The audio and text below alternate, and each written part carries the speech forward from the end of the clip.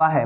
दूसरी चीज दोस्त, आप कल का वीडियो भी देखे होंगे और अगर नहीं देखे होंगे तो उसका लिंक मैं डिस्क्रिप्शन में दे दूंगा, आप उसको जरूर देख लीजिएगा और साथ ही साथ एक कॉपी पर लिखना स्टार्ट करिए। और एग्जाम देने के बाद मुझे खुशखबरी सुनाइए कि मेरा फिजिक्स में इतना आया, मैथमेटिक्स में इतना आया, तो मैं बहुत ज़्यादा खुशी हूँ, मतलब मुझे बहुत ज़्यादा खुशी होगी। तो चलिए आइए अब हम आज का कुछ ऑब्जेक्टिव्स देखेंगे और बहुत इंपॉर्टेंट है। तो दोस्त आइए अब हम पहला देखते हैं। पहला हमारा क्या बोला है कि परावर्तन के नियम से निर्धारित होता है, यानी आपको मैंने परावर्तन का नियम पढ़ाया है तो उसमें बताया था परावर्तन के नियम में कुछ चीज़ें क्या क्या बोल रहा है इन्होंने। पहले हम ऑप्शन देखते हैं फिर आंसर डिसाइड करेंगे। पहला में ऑप्शन बोला गया आपतन कोण जो होता है वो परावर्तन कोण के बराबर होता है। दूसरा परावर्तन कोण बराबर अपवर्तन कोण, चूंकि हम परावर्तन की बात कर रहे हैं इस कारण से ऑप्शन नंबर बी तो होगा नहीं क्योंकि उसमें अपवर्तन तो आता नहीं है। अच्छा बच गया ये आपतन कोण बराबर विचलन कोण, तो विचलन कोण इसमें नहीं होता है। एक ही ऑप्शन सही दिखाई दे रहा है वो ये कि आपतन कोण जो होता है वह परावर्तन कोण के बराबर होता है, यानी कि ऑप्शन नंबर ए राइट आंसर है दोस्त। तो चलिए ठीक है। और मैं एक बात बताऊं दोस्त, जब हम देखे होंगे कि मैं प्रीमियर रखता हूं तो आप क्या करिए ना, मतलब वीडियो एक फिक्स टाइम पर देखिए और पहला का ए होगा कि मतलब बी होगा, आप सभी लोग कमेंट कर दीजिए, मैं बाद में कमेंट पढ़ लूंगा, ठीक है, और ईमानदारी पूर्वक, ठीक है। चलिए अब हम दूसरा क्वेश्चन की ओर बढ़ते हैं। दूसरा क्वेश्चन में बोला है दंत विशेषज्ञ, मतलब जो चिकित्सक होते हैं ना, जो डॉक्टर होते हैं, वो डॉक्टर दर्पण का मतलब कौन सा दर्पण का उपयोग करके मरीजों के दांतों का बड़ा प्रतिबिंब देखने के लिए करते हैं। मतलब कौन सा ऐसा दर्पण है जिसका उपयोग चिकित्सक यानी कि डॉक्टर दांतों को बड़ा करके देखने में करते हैं, तो ये हमें बताना है। ऑप्शन नंबर ए में दे रखा है समतल दर्पण, बी में अवतल दर्पण, सी में उत्तल दर्पण और डी में नॉन ऑफ दीज। तो आपको अच्छे से पता होगा, बहुत अच्छा दोस्त, अब तक का सबसे सुंदर जवाब ऑप्शन नंबर बी, यानी कि अवतल दर्पण एक ऐसा दर्पण है जिसका उपयोग डॉक्टर करते हैं दांतों को प्रतिबिंब को बड़ा करके देखने के लिए। क्लियर है। आगे हम बात करते हैं। अगला क्वेश्चन 2018 का है। अगला जो मैं बोलने जा रहा हूं 2018 का क्वेश्चन है और ये 2017 का, मतलब सारा किसी न किसी साल पूछा हुआ है। जो मेरे को पता था वो मैंने लिख दिया, जो नहीं पता है वो यानी कि उस सब के सब पूछा है, मतलब बार बार बोलता हूँ VVI ऑब्जेक्टिव बहुत ज्यादा। अगला क्वेश्चन देखते हैं क्या बोल रहा है। गोलीय दर्पण के परावर्तन पृष्ठ की वृत्ताकार सीमा रेखा का व्यास कहलाता है, मतलब किसका व्यास कहलाता है। तो हम मतलब सीधा सी बात है, मुख्य फोकस से उससे कोई रिलेशन नहीं है, प्रधान अक्ष से भी कोई रिलेशन नहीं है, जो उसका रिलेशन है वो वक्रता त्रिज्या से। मतलब ये हुआ कि गोलीय दर्पण के परावर्तन पृष्ठ की जो वृत्ताकार सीमा रेखा का जो व्यास है वो वक्रता त्रिज्या कहलाता है। ये बात समझ आई। अगला क्वेश्चन अगर नहीं आ रहा है तो कमेंट बॉक्स में कमेंट जरूर करिएगा ताकि मैं रिप्लाई दे दूं नेक्स्ट वीडियो में, ठीक है। अगला क्वेश्चन दोस्त, एक उत्तल दर्पण द्वारा बना प्रतिबिंब हमेशा होगा, यानी कि एक उत्तल दर्पण किसी वस्तु का हमेशा कैसा प्रतिबिंब बनाता है ये हमें बताना है। तो देखिएगा दोस्त बहुत इंपॉर्टेंट है। ऑप्शन नंबर ए में बोला है वास्तविक और हर्षित, और यहाँ पर हर्षित का मतलब है छोटा। क्या छोटा। आप समझ कर मतलब आप सोच करके देखिए, क्या उत्तल दर्पण कभी भी काल्पनिक प्रतिबिंब बनाता है। आंसर है नो, यानी पहला गलत, ये भी गलत, बचा अब दो। तो काल्पनिक मतलब दूसरी चीज ये जो है ना, उत्तल दर्पण कभी भी बड़ा प्रतिबिंब नहीं बनाता है, इसका मतलब ये भी गलत, यानी बचा कौन, ऑप्शन नंबर बी। यानी आज से लाइफ में याद रखिएगा कि उत्तल दर्पण द्वारा बना प्रतिबिंब हमेशा काल्पनिक और हासित होता है, मतलब कि क्या, तो आंसर है छोटा। तो उम्मीद है क्लियर हो गया होगा। मैं हट रहा हूं, इसका स्क्रीनशॉट ले लीजिएगा। ओके दोस्त, चलिए अब हम और कुछ ऑब्जेक्टिव्स देखते हैं। ओके, तब तक इसको उतार लीजिए जल्दी से। ओके दोस्त, आइए अब हम कुछ और ऑब्जेक्टिव देखते हैं। अगला क्वेश्चन क्या बोलता है समझिएगा। बोल रखा है कि ऐसा पदार्थ जिनसे होकर प्रकाश आसानी से पार कर जाता है कहे जाते हैं। मतलब एक ऐसा पदार्थ बताना है जिसमें अगर मतलब लाइट बढ़ा जाए तो उसमें आराम से मतलब आर पार जा सके, ऐसे पदार्थ का नाम क्या है। तो ऑप्शन में दे रखा है पारदर्शी, अपारदर्शी, पारभासी और नॉन ऑफ दीज। तो सिंपल सी आपको जवाब पता है इसका कि ऐसा पदार्थ पारदर्शी है जिसमें लाइट बारने पर आराम से इस पार से उस पार जा सकता है। ये याद रखिएगा, बहुत इंपॉर्टेंट है। अब आगे की ओर बढ़ते हैं। आगे बुरा है हमारी आंखों, मतलब हमारी जो आंखें हैं जो देख सकती है, हमारी आंखें जो देख सकती है वे वस्तुएं क्या कहलाती हैं। सिंपल सी बात है, हमारी आंखें जो वस्तुएं देख सकती हैं वह कहलाएंगी दीप्त, प्रदीप्त भी कहलाएंगी। मतलब दीप्त या प्रदीप्त, यानी option number C right answer है। यानी कि वे वस्तुएं जो हम आसानी से देख सकते हैं दीप्त कहलाती हैं या तो प्रदीप्त कहलाती हैं। बात समझ आई तो बोलिए, कमेंट बॉक्स में कमेंट कर देना है। ओके, आगे बढ़ते हैं। अगला क्वेश्चन बोल रहा है यदि किसी बिंब प्रतिबिंब का मतलब एक किसी वस्तु का प्रतिबिंब आवर्धन ऋणात्मक है, यदि किसी बिंब प्रतिबिंब का आवर्धन ऋणात्मक है तो उस प्रतिबिंब की प्रकृति क्या होगी। हमें बताना है कि अगर किसी मान लीजिए वस्तु का जो आवर्धन है वो ऋणात्मक है तो हमें बताना है उस जो प्रतिबिंब है उसकी प्रकृति क्या होगी। तो सिंपल सी बात है, मैंने पीछे वाले वीडियो में ये ऐसा कुछ क्वेश्चन अपलोड किया था पर उसी के जैसा है, थोड़ा सा डिफरेंट है कि अगर किसी वस्तु का मतलब आवर्धन ऋणात्मक आता है तो उसकी प्रतिबिंब की जो प्रकृति होती है वह वास्तविक एवं उल्टा होता है। क्योंकि आपको मैं एक और ट्रिक बता दूं, अगर मतलब आपको याद नहीं है एग्जाम में तो क्या करिएगा, तो उसके लिए एक छोटा सा ट्रिक दोस्त, जब भी आया ऐसा क्वेश्चन तो वास्तविक सीधा तो बनाता नहीं, इसलिए तो गलत है क्या। आभासी प्रतिबिंब कभी उल्टा होता नहीं है, इसलिए ये भी गलत। बचा क्या, दो। तो दो को पकड़ने नहीं आएगा कि वास्तविक होगा कि उल्टा होगा कि आभासी होगा कि सीधा होगा, तो सिंपल पहचान लेंगे कहाँ से। तो अगर आवर्धन ऋणात्मक आया तो वास्तविक है उल्टा, सिंपल। क्लियर है। चलिए अब अगला क्वेश्चन की ओर बढ़ते हैं। अगला क्वेश्चन में इन्होंने क्या बोल रखा है, किसी दर्पण के सामने आप कितनी भी दूरी पर खड़े हो आपका प्रतिबिंब सीधा है, तो बताइए वह दर्पण कौन सा हो सकता है। मतलब कह रहा है कि मान लीजिए कोई दर्पण है, अब उस दर्पण से चाहे आप कितना भी दूर पर खड़े हो जाएं उसका प्रतिबिंब अगर हमेशा सीधा रह रहा है तो इसके बात का बताना है कि वो मतलब जो दर्पण है वो कौन सा दर्पण है, ऐसा किस दर्पण में होता है कहीं पर भी खड़े रहने पर प्रतिबिंब हमेशा सीधा बनाता है। तो आंसर है केवल और केवल ऐसा दर्पण जिसका नाम बताएंगे हमें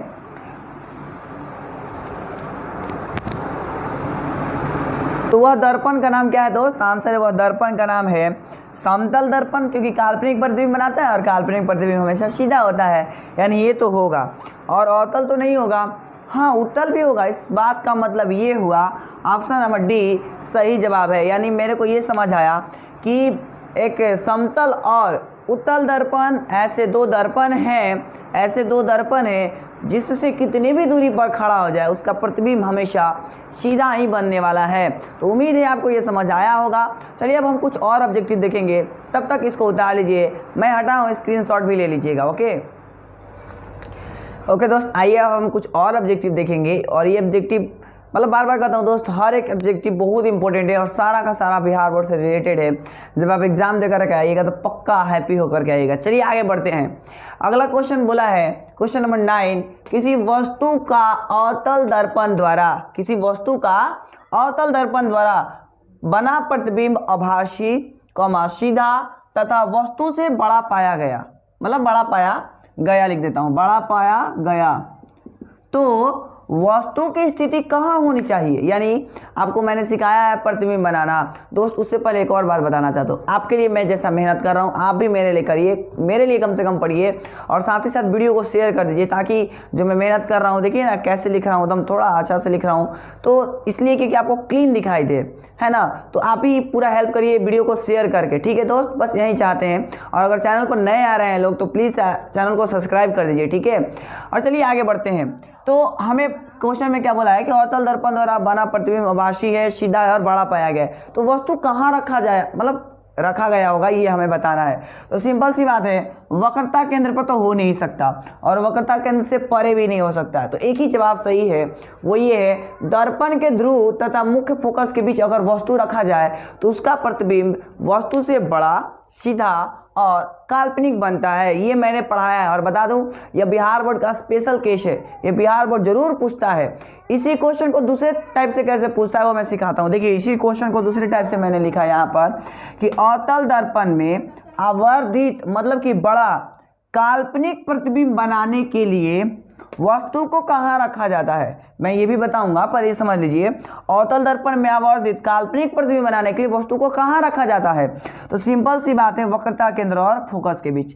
तो मैंने एक ही क्वेश्चन को दो टाइप से लिखा ताकि आपसे कोई भी क्वेश्चन गलती से भी गलती छूटे नहीं, इसलिए आप भी वीडियो को शेयर कर दीजिए ताकि सब लोग देखें, ठीक है। और पूरे बिहार में फैलाइए इसको, जितने भी दोस्त हैं बिहार में फैला दीजिए एकदम। चलिए अगला क्वेश्चन पढ़ते हैं। अगला क्वेश्चन में क्या बोला है, निम्न में से किस दर्पण द्वारा वास्तविक प्रतिबिंब मतलब प्राप्त होता है। ऐसा कौन सा दर्पण है जिसके द्वारा वास्तविक प्रतिबिंब हमें मिलता है? तो आंसर है वह दर्पण का नाम हमारा सिंपल सी बात है कि अवतल दर्पण होगा, क्योंकि उत्तल दर्पण द्वारा आभासी प्रतिबिंब मिलता नहीं है, ना तो समतल दर्पण के द्वारा, और नॉन ऑफ दिस तो होगा नहीं क्योंकि इधर अवतल दर्पण दिया है। तो कहने का मतलब सीधा सा है कि वह दर्पण अवतल दर्पण है जिससे कि वास्तविक प्रतिबिंब प्राप्त होता है, यानी ऑप्शन नंबर ए सही जवाब है। अगला क्वेश्चन देखते हैं दोस्त। उत्तल दर्पण द्वारा बना प्रतिबिंब होता है, यानी कि उत्तल दर्पण जब प्रतिबिंब बनाता है तो कैसा होता है, उसका नेचर ही हमें बताना है।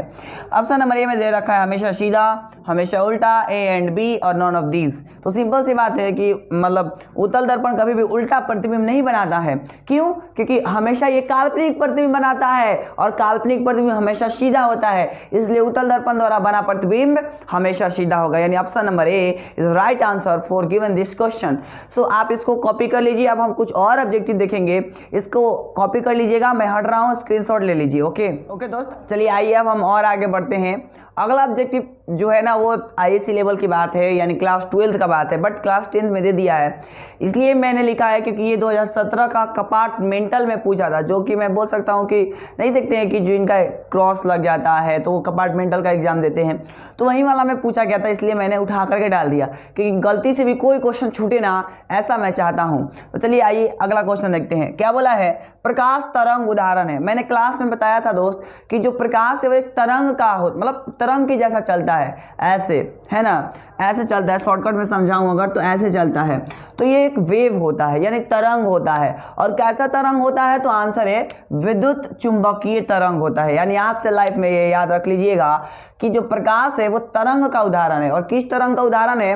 तो आंसर है विद्युत चुंबकीय तरंग का उदाहरण है। क्लियर है? चलिए अगला क्वेश्चन देखते हैं। ये तो सबको याद होता है कि निर्वात में प्रकाश की चाल होती है, बट दोस्त आप कंफ्यूज ना करिए, इसलिए आप थोड़ा सा मेंटेन करना होगा यूनिट पर। यूनिट होता है, याद रखिएगा, मीटर पर सेकेंड। बाकी के जो कोई भी दिया गया होगा गलत होगा, जैसे ये सेंटीमीटर दे रखा है, ये मिलीमीटर दे रखा है, ये किलोमीटर दे रखा है, तो ये सारा का सारा गलत है, यानी ऑप्शन नंबर ए सही होगा। 3 × 10⁸ मीटर पर सेकेंड। क्लियर है? अगला क्वेश्चन देखते हैं। अगला क्वेश्चन है कि काल्पनिक प्रतिबिंब हमेशा डॉट डॉट होता है, यानी काल्पनिक प्रतिबिंब हमेशा क्या होता है ये हमें बताना है। काल्पनिक प्रतिबिंब हमेशा क्या होता है ये बात हमें बताना है। समझिएगा दोस्त क्या होता है? तो आंसर है सीधी सी बात है, उल्टा तो होता नहीं है काल्पनिक प्रतिबिंब, और ना तो तिरछा होता है। तो आंसर है क्या होता है? तो सीधा होता है, यानी काल्पनिक प्रतिबिंब हमेशा सीधा होता है। ये या बात आप काट बांध लीजिए, ठीक है।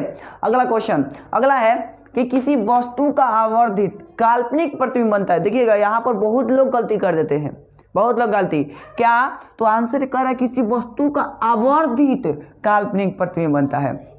समझिएगा, वर्ड तो लगाया है काल्पनिक, बट बहुत लोग पता है कहाँ गलती कर देते हैं, इसको ढंग से नहीं पढ़ देते हैं और काल्पनिक प्रतिबिंब के चक्कर में किसी को मार करके आ जाते हैं। बट सुनिए इधर गौर से, क्या बोल रहा है कि काल्पनिक प्रतिबिंब तो तीनों बनाता है, अवतल भी बनाता है, उत्तल भी बनाता है, समतल भी बनाता है, पर आवर्धित न तो ये बनाता है क्योंकि ये वस्तु के बराबर बनाता है, और न तो ये बनाता है। तो बचा कौन? तो अवतल दर्पण से ही हम केवल आवर्धित काल्पनिक प्रतिबिंब प्राप्त कर सकते हैं, ना कि कोई और दर्पण से। तो उम्मीद है आपको ये वीडियो अच्छी लगी होगी। पहले मैं हट जाता हूँ, इसके स्क्रीनशॉट ले लीजिए। तो चलिए दोस्त, आज के लिए हम इतना ही रखेंगे। मैं बार बार कहना चाहूँगा कि आप इस वीडियो को पूरा शेयर कीजिए, और अगर अच्छा लगा ये वीडियो तो लाइक कीजिए, कमेंट कीजिए, और ज़रूर कमेंट करिए, बहुत ज़्यादा इंपॉर्टेंट है, इसलिए इस वीडियो को लास्ट तक जरूर देखिएगा, क्योंकि इसमें सारे ऑब्जेक्टिव बिहार बोर्ड के आए हुए हैं। जैसा कि मैंने कुछ का भी लिखा भी हूँ और कुछ का छोड़ भी दिया हूँ। कहने का सीधा सा मतलब है जितना भी ऑब्जेक्टिव पढ़ाऊंगा वो सब इंपॉर्टेंट है, और एग्जाम देने के बाद पक्का हैप्पी होकर के आइएगा। तो चलिए स्टार्ट कर लेते हैं दोस्त। पहला, और हाँ 2 वीडियो इससे पहले अपलोड हो चुका है, तो उसको जरूर देख लीजिएगा, उसका लिंक मैं डिस्क्रिप्शन में नीचे दे दूंगा, या आई बटन पर भी मैं दे दूंगा, ठीक है। तो चलिए स्टार्ट करते हैं। पहला ऑब्जेक्टिव क्या है? पहला ये है दोस्त कि यदि किसी वस्तु को एक दर्पण के सामने निकट रखने पर प्रतिबिंब सीधा बना देता है। मतलब एक दर्पण है और किसी वस्तु को अगर हम निकट रखते हैं उस दर्पण के सामने, तो क्या करता है कि वो प्रतिबिंब सीधा बना देता है, लेकिन दूर रखने पर वो प्रतिबिंब उल्टा बनाता है। फिर से, निकट रखने पर सीधा बनाता है, दूर रखने पर उल्टा बनाता है। तो उस पर मतलब उस दर्पण का नाम क्या है? तो आंसर है अवतल दर्पण है, क्योंकि मैंने आपको पढ़ाया है कि जैसे जैसे हम अवतल दर्पण में क्लोज आते जाते हैं उसका प्रतिबिंब लास्ट टाइम में आकर के काल्पनिक हो जाता है और काल्पनिक प्रतिबिंब सीधा। तो वही बोल रहा है ना कि निकट रखने पर सीधा, दूर रखने पर उल्टा। तो ऐसा काम कौन करता है? तो अवतल दर्पण करता है। ये मैंने समझाया है, बताया है क्लास में। यानी सीधी सी मतलब यह हुआ कि अवतल दर्पण एक ऐसा दर्पण है जिसमें किसी वस्तु को नजदीक रखने पर प्रतिबिंब सीधा बनाता है, परंतु दूर रखने पर प्रतिबिंब उल्टा बनाता है। क्लियर है?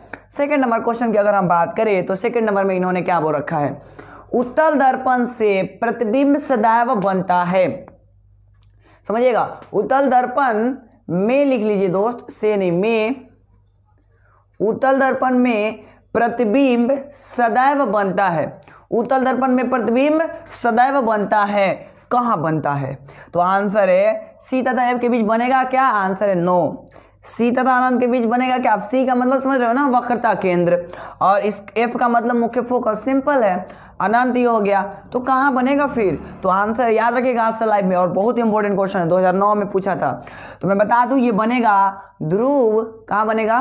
ध्रुव तथा फोकस के बीच, पी तथा एफ के बीच उत्तल दर्पण में प्रतिबिंब बनता है। आप कहीं पर भी बना कर के देखिएगा तो यही कंडीशन आएगा। ओके, नेक्स्ट क्वेश्चन बढ़ते हैं आगे। क्या बोल रखा है कि किसी वस्तु को हम तभी देख पाते हैं। मान लीजिए हम किसी वस्तु को कब देख पाते हैं? यानी कि तभी देख पाते हैं जब वस्तु, जो वस्तु है ना, प्रकाश को क्या करते? तो आंसर है परावर्तित करते। यानी जब तक कोई वस्तु प्रकाश को परावर्तित नहीं कर देती तब तक हम किसी वस्तु को देख नहीं पाते हैं। मैंने आपको ये बातें बता दिया है पहला क्लास जब फिजिक्स का पढ़ा रहा था तब। तो ये आपको उम्मीद है ये ऑब्जेक्टिव क्लियर होगा। यानी option number B is right answer for given this question. अगला क्वेश्चन क्या है? अगला क्वेश्चन बोल रहा है कि किस दर्पण से वास्तविक प्रतिबिंब नहीं बन सकता। यानी वह दर्पण का नाम बताइए जिससे कि वास्तविक प्रतिबिंब बनता ही नहीं है। तो एक बात बोलूं, अवतल दर्पण है जिससे वास्तविक प्रतिबिंब बनता है। यानी ऑप्शन नंबर ए तो गलत है, क्योंकि बोल रहा है वास्तविक प्रतिबिंब नहीं बनता तो अवतल दर्पण से बनता है, इसलिए ऑप्शन नंबर ए नहीं हो सकता। अब अवतल इसमें भी है तो ई भी नहीं होगा, ये भी गलत है। अच्छा, समतल होगा क्या? तो आंसर है हाँ, क्योंकि समतल दर्पण से कभी भी वास्तविक प्रतिबिंब नहीं बनता है बल्कि काल्पनिक प्रतिबिंब बनता है, इसलिए ऑप्शन नंबर बी इसका सही जवाब है।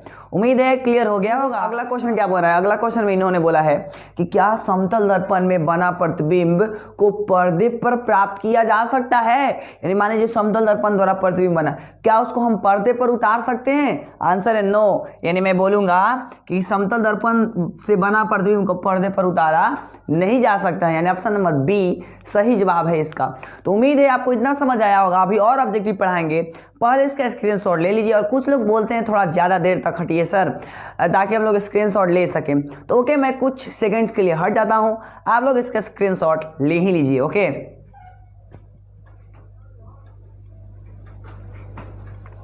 ओके, अब लिया गया होगा ना। तो चलिए अब हम आगे बढ़ते हैं, चले ना। ओके दोस्त, चलिए अब हम आगे बढ़ते हैं। आगे यानी कि क्वेश्चन नंबर 6। क्वेश्चन नंबर 6 में क्या बोल रखा है सुनिएगा। क्वेश्चन नंबर 6 में बोल रखा है कि प्रकाश की एक किरण समतल दर्पण पर, मतलब प्रकाश की एक किरण है और इस तरीके का एक समतल दर्पण होता है, प्लेन मिरर आप जानते हैं, उस पर 60 डिग्री का कोण बनाते हुए टकराती है। मतलब एक समतल दर्पण पर एक किरण है जो इस तरीके का 60 डिग्री कोण पर टकरा रही है। मैं सबको समझा रहा हूँ, समझिएगा। ऐसे 60 डिग्री का कोण पर टकराई है, तो हमें ये बताना है कि उसका परावर्तन कोण क्या होगा। यानी आपतन कोण दे रखा है, हमें ये वाला कोण बताना है। तो आपको पता है परावर्तन के नियम से जितना ही आपतन कोण होता है उतना ही परावर्तन कोण होता है।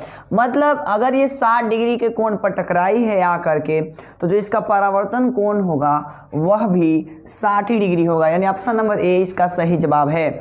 उम्मीद है क्लियर हो गया होगा। अगला दोस्त क्वेश्चन अगला है कि उत्तल दर्पण की फोकस दूरी होती है। यानी हमें बताना है उत्तल दर्पण की फोकस दूरी क्या होती है, धनात्मक कि ऋणात्मक कि दोनों की कोई नहीं। तो आंसर है उत्तल दर्पण की फोकस दूरी धनात्मक होती है, ये याद रखिएगा। और बहुत इंपॉर्टेंट क्वेश्चन है इसके जस्ट अपोजिट। और मैं बता दूं ये 2015 का क्वेश्चन, सॉरी 2016 का क्वेश्चन है, आप क्वेश्चन बैंक में चेक कर सकते हैं। अगला देखिएगा, अवतल दर्पण की फोकस दूरी तो अवतल दर्पण की फोकस दूरी ऋणात्मक होती है, क्योंकि धनात्मक का उल्टा ऋणात्मक। तो समझ आ गया होगा, उत्तल दर्पण की फोकस दूरी होती है धनात्मक, अवतल दर्पण की फोकस दूरी होती है ऋणात्मक। क्लियर है? और अगर नहीं क्लियर है तो कमेंट बॉक्स में कमेंट कर दीजिएगा। और यह भी जरूर बताइएगा कि वीडियो लग कैसा रहा है, यानी ऑब्जेक्टिव वीडियो कैसा लग रहा है, अच्छा लग रहा है या बोरिंग फील हो रहा है या बहुत अच्छा लग रहा है। और बहुत अच्छा लग रहा होगा तो पहला काम करना है, दोस्तों को शेयर करना है। दूसरा काम, पूरा वास्ट टाइम मतलब पूरा देखिए।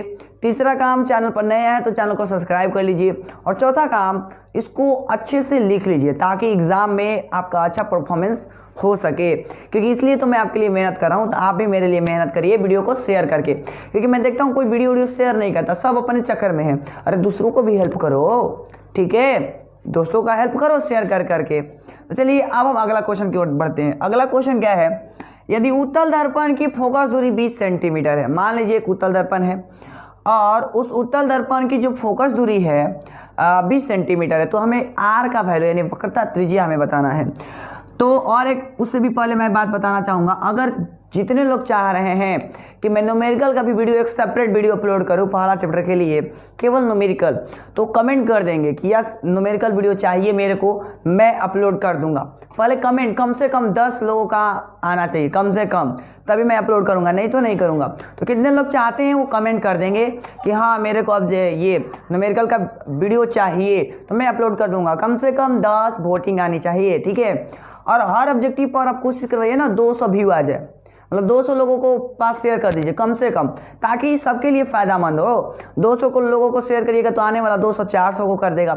ये काम करिए, ये काम आपके लिए जिम्मेवारी पर ठोक रहे हैं, करेंगे ना? यस और नो कमेंट में लिख करके बताइएगा। आगे बात बढ़ते हैं। अगला है, यदि उत्तल दर्पण की फोकस दूरी यानी F is equal to 20 centimetre दे रखा है, शॉर्टकट में बताता हूं।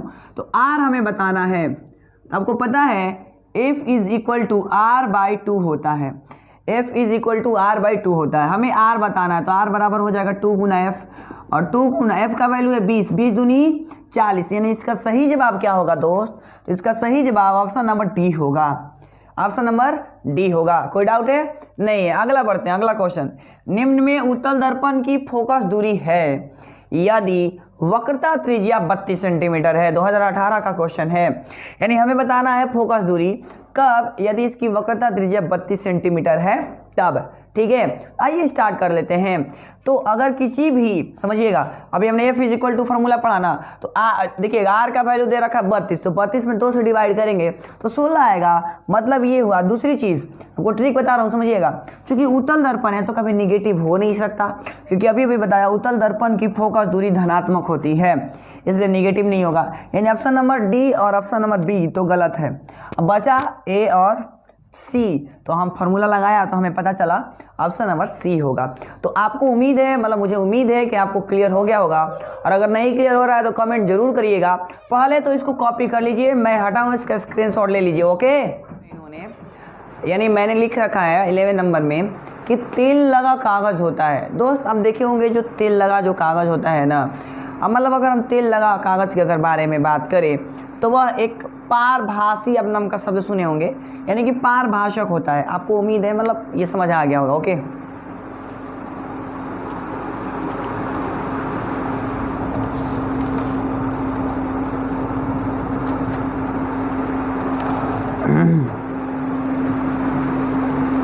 चलिए अब हम आगे बढ़ते हैं, यानी कि क्वेश्चन नंबर 11 में। 11 नंबर बहुत इंटरेस्टिंग क्वेश्चन है और बहुत इंपॉर्टेंट है। क्वेश्चन में बोल रखा है कि तेल लगा कागज़ होता है। देखिएगा, तेल लगा कागज़ होता है, क्या होता है? पारदर्शक? नहीं, अपारदर्शक तो हो ही नहीं सकता, नहीं। तो क्या बचा? पारभाषिक होता है, यानी इसको एक वर्ड नाम से जानते हैं, पारभाषक, यानी तेल लगा कागज़ पारभाषक होता है, ठीक है। अब आगे बढ़ते हैं। समतल दर्पण से वस्तु का बना प्रतिबिंब होता है, मतलब समतल दर्पण अगर मैं से प्रतिबिंब बनाना चाहूँ तो कैसा बनता है ये बताना है। ऑप्शन नंबर ए में इन्होंने बोल रखा कि आभासी, तो ये तो बात सही है कि आभासी बनता है, पर छोटा नहीं बनता, एकदम गलत है। आगे पहले मैं बार कहता हूँ, पहले भीड़ दूर कीजिए ना, एकदम सही हो जाएगा। दूसरा, आभासी तो बनता है, बड़ा नहीं बनता, तो ये होगा नहीं होगा, तो होगा नहीं होगा। आगे देखते हैं, ऑप्शन नंबर सी में क्या बोल रखा आभासी, हाँ ये तो सही लग रहा है। और वस्तु के आकार का एकदम सही है, यानी ऑप्शन नंबर सी, यानी आभासी बनता है और वस्तु के आकार का बनता है। क्लियर है। अब बात करते हैं क्वेश्चन नंबर 13 की।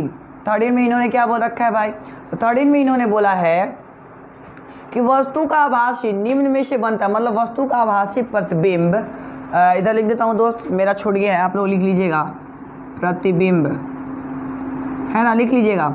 वस्तु का आभासी प्रतिबिंब निम्न में से बनता है, यानी हमें बताना है कि जो वस्तु है उसका आभासी प्रतिबिंब कहाँ बनता है, किस दर्पण में, मतलब बताएं, ये मतलब बताना है हमें। तो ऑप्शन नंबर ए में है समतल दर्पण, बी में है उत्तल दर्पण, सी में है अवतल दर्पण। तो आपको पता होगा कि समतल दर्पण में भी आभासी प्रतिबिंब बनता है, उत्तल में भी बनता है और अवतल में भी बनता है। इसका मतलब ये हुआ कि सभी जवाब सही है। क्लियर है। अब आगे बढ़ते हैं यानी क्वेश्चन नंबर 14 की ओर।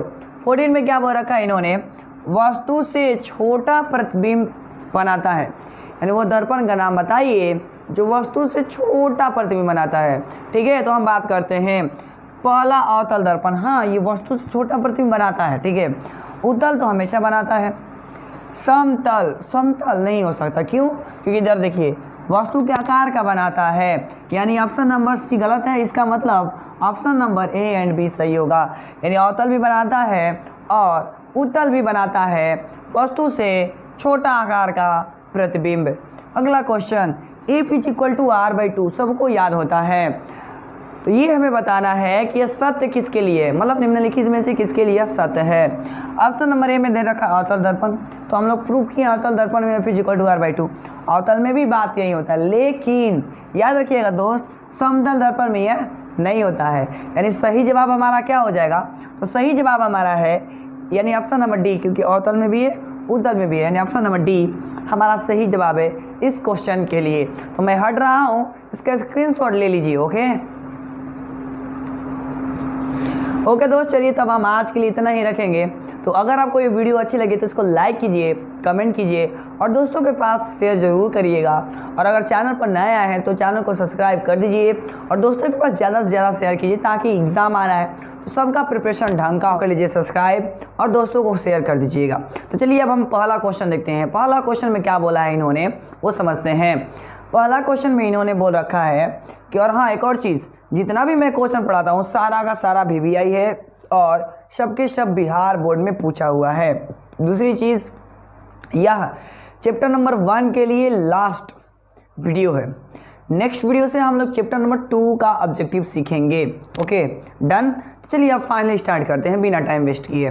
पहला क्वेश्चन ये है कि गोलीय दर्पण की जो फोकस दूरी है उसकी वक्रता त्रिज्या की क्या होती है, यानी गोलीय दर्पण की जो फोकस दूरी है f, वक्रता त्रिज्या की क्या होती है। तो हमें पता है कि गोलीय दर्पण की फोकस दूरी वक्रता त्रिज्या के आधी होती है।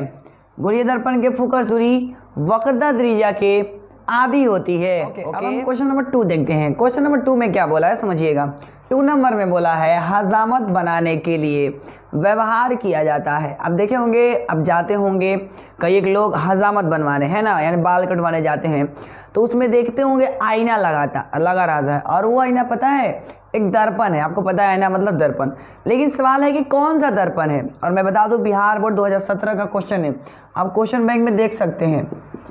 तो मैंने ये बोला कि कौन सा दर्पण लगाया गया होता है, तो सीधी सी बात है, न तो उत्तल दर्पण लगाया गया होता है और न ही तो समतल दर्पण लगाया गया होता है। तो बचा क्या, तो अवतल दर्पण है। यानी आज से याद रखिएगा, हजामत बनाने में किस दर्पण का व्यवहार किया जाता है, तो आंसर है अवतल दर्पण का व्यवहार किया जाता है।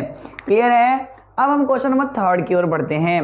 3 में क्या बोल रखा है इन्होंने कि एक समतल दर्पण में वक्रता त्रिज्या है, मतलब सीधा सा बात पूछ रहा है इन्होंने कि समतल दर्पण की वक्रता त्रिज्या क्या होती है। तो दोस्त याद रखिएगा, लाइफ में समतल दर्पण की वक्रता त्रिज्या ये तो कभी नहीं हो सकता, आप समझ रहे हैं ना। तो समतल दर्पण की वक्रता त्रिज्या कितना होगा, तो आंसर है अनंत होता है। याद रखिएगा, समतल दर्पण की वक्रता त्रिज्या अनंत होता है। बहुत बहुत इंपॉर्टेंट क्वेश्चन है। अगला क्वेश्चन की ओर बढ़ते हैं। क्वेश्चन नंबर 4 में क्या बोल रखा है इन्होंने, वह दर्पण यानी एक दर्पण का नाम बताना है जिसका दृष्टि क्षेत्र विस्तृत होता है। मतलब एक ऐसा दर्पण का नाम बताइए जिसमें हम बहुत दूर तक देख सकते हैं। तो सिंपल सी बात है, वह दर्पण अवतल नहीं हो सकता है। क्यों नहीं हो सकता है मैं बताऊंगा थोड़ी देर में। समतल भी नहीं होगा, ठीक है। और तो बचा क्या, तो आंसर है उत्तल दर्पण। यानी उत्तल दर्पण एक ऐसा दर्पण है जिसका मैं बोल सकता हूँ उपयोग दृष्टि क्षेत्र विस्तार के लिए किया जाता है। मान लीजिए थोड़ी देर के लिए अवतल दर्पण का उपयोग होता तो क्या होता दोस्त, तो मैं बता देता हूँ। क्योंकि अवतल दर्पण हम जानते हैं कि किसी भी वस्तु का मतलब ज़्यादातर उल्टा प्रतिबिंब बनाता है और साथ ही साथ हम बोल सकते कभी कभी बड़ा भी प्रतिबिंब बना देता है। तो मान लीजिए इतना छोटा गाड़ी पहला नंबर तो उल्टा दिखाई देगा और साथ ही साथ बड़ा दिखाई देगा, तो क्या होगा समझ रहे हैं ना, एक्सीडेंट हो जाएगा। यानी सीधा सा कहने का मतलब ये है कि ऐसे में ऐसा नहीं है कि वो भी देखिए, कहने का सीधा सा मतलब यहाँ पर फाइनली कि एक ऐसा दर्पण जिसका दृष्टि क्षेत्र विस्तृत होता है उसका क्या है, उत्तल दर्पण इसका जवाब होगा। अवतल क्यों नहीं होगा, समतल क्यों नहीं होगा, क्लियर हो गया होंगे आप, क्योंकि ये बात हमने ऑलरेडी कर चुके हैं जब क्लास में मैं पढ़ा रहा था तब। अब अगला क्वेश्चन बढ़ते हैं। अगला क्वेश्चन में ये है कि किसी दर्पण का मध्य बिंदु, मान लीजिए कोई दर्पण है, सपोज इस तरीके का एक दर्पण होता है ना, तो इस दर्पण का मध्य बिंदु ये वाला मध्य बिंदु होता है ना, तो इस मध्य बिंदु को क्या नाम देते हैं, तो आंसर है किसी दर्पण का मध्य बिंदु कहलाता है उसका, किधर गया, ध्रुव कहलाता है। क्या कहलाता है, ध्रुव कहलाता है। किसी दर्पण का मध्य बिंदु ध्रुव कहलाता है। अगला क्वेश्चन की ओर बढ़ते हैं। अगला में इन्होंने वो रखा है कि एक अवतल दर्पण में काल्पनिक और सीधा वस्तु से बड़ा प्रतिबिंब प्राप्त होता है।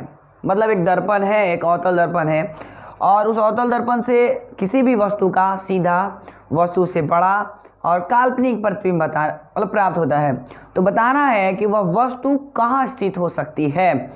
तो सीधी सी बात है, एफ पर तो होगी नहीं, क्योंकि एफ पर होता है तो अनंत पर बनता है। ओके, ये इसके बीच में भी नहीं होगा। तो सवाल है कि इसके बीच में होगा क्या, तो आंसर यस सर होगा। यानी याद रखिएगा लाइफ में अगर मैं पी तथा एफ यानी ध्रुव तथा मुख्य फोकस मतलब बोल सकते एफ के बीच अगर हम वस्तु रखें तो जो इसका प्रतिबिंब बनेगा वह काल्पनिक बनेगा, वस्तु से बड़ा बनेगा, सीधा बनेगा। इतना बात याद रखिएगा और बहुत ज़्यादा इंपॉर्टेंट है और बहुत VVI क्वेश्चन है। तो अभी इतना कॉपी कर लीजिए, मतलब स्क्रीनशॉट ले लीजिए, मैं हटा हूँ और फिर हम आगे की ऑब्जेक्टिव्स देखेंगे। ओके, 6 तक हम लोग कर लिए हैं। क्वेश्चन नंबर 7 में क्या बोला है इन्होंने, समझिएगा।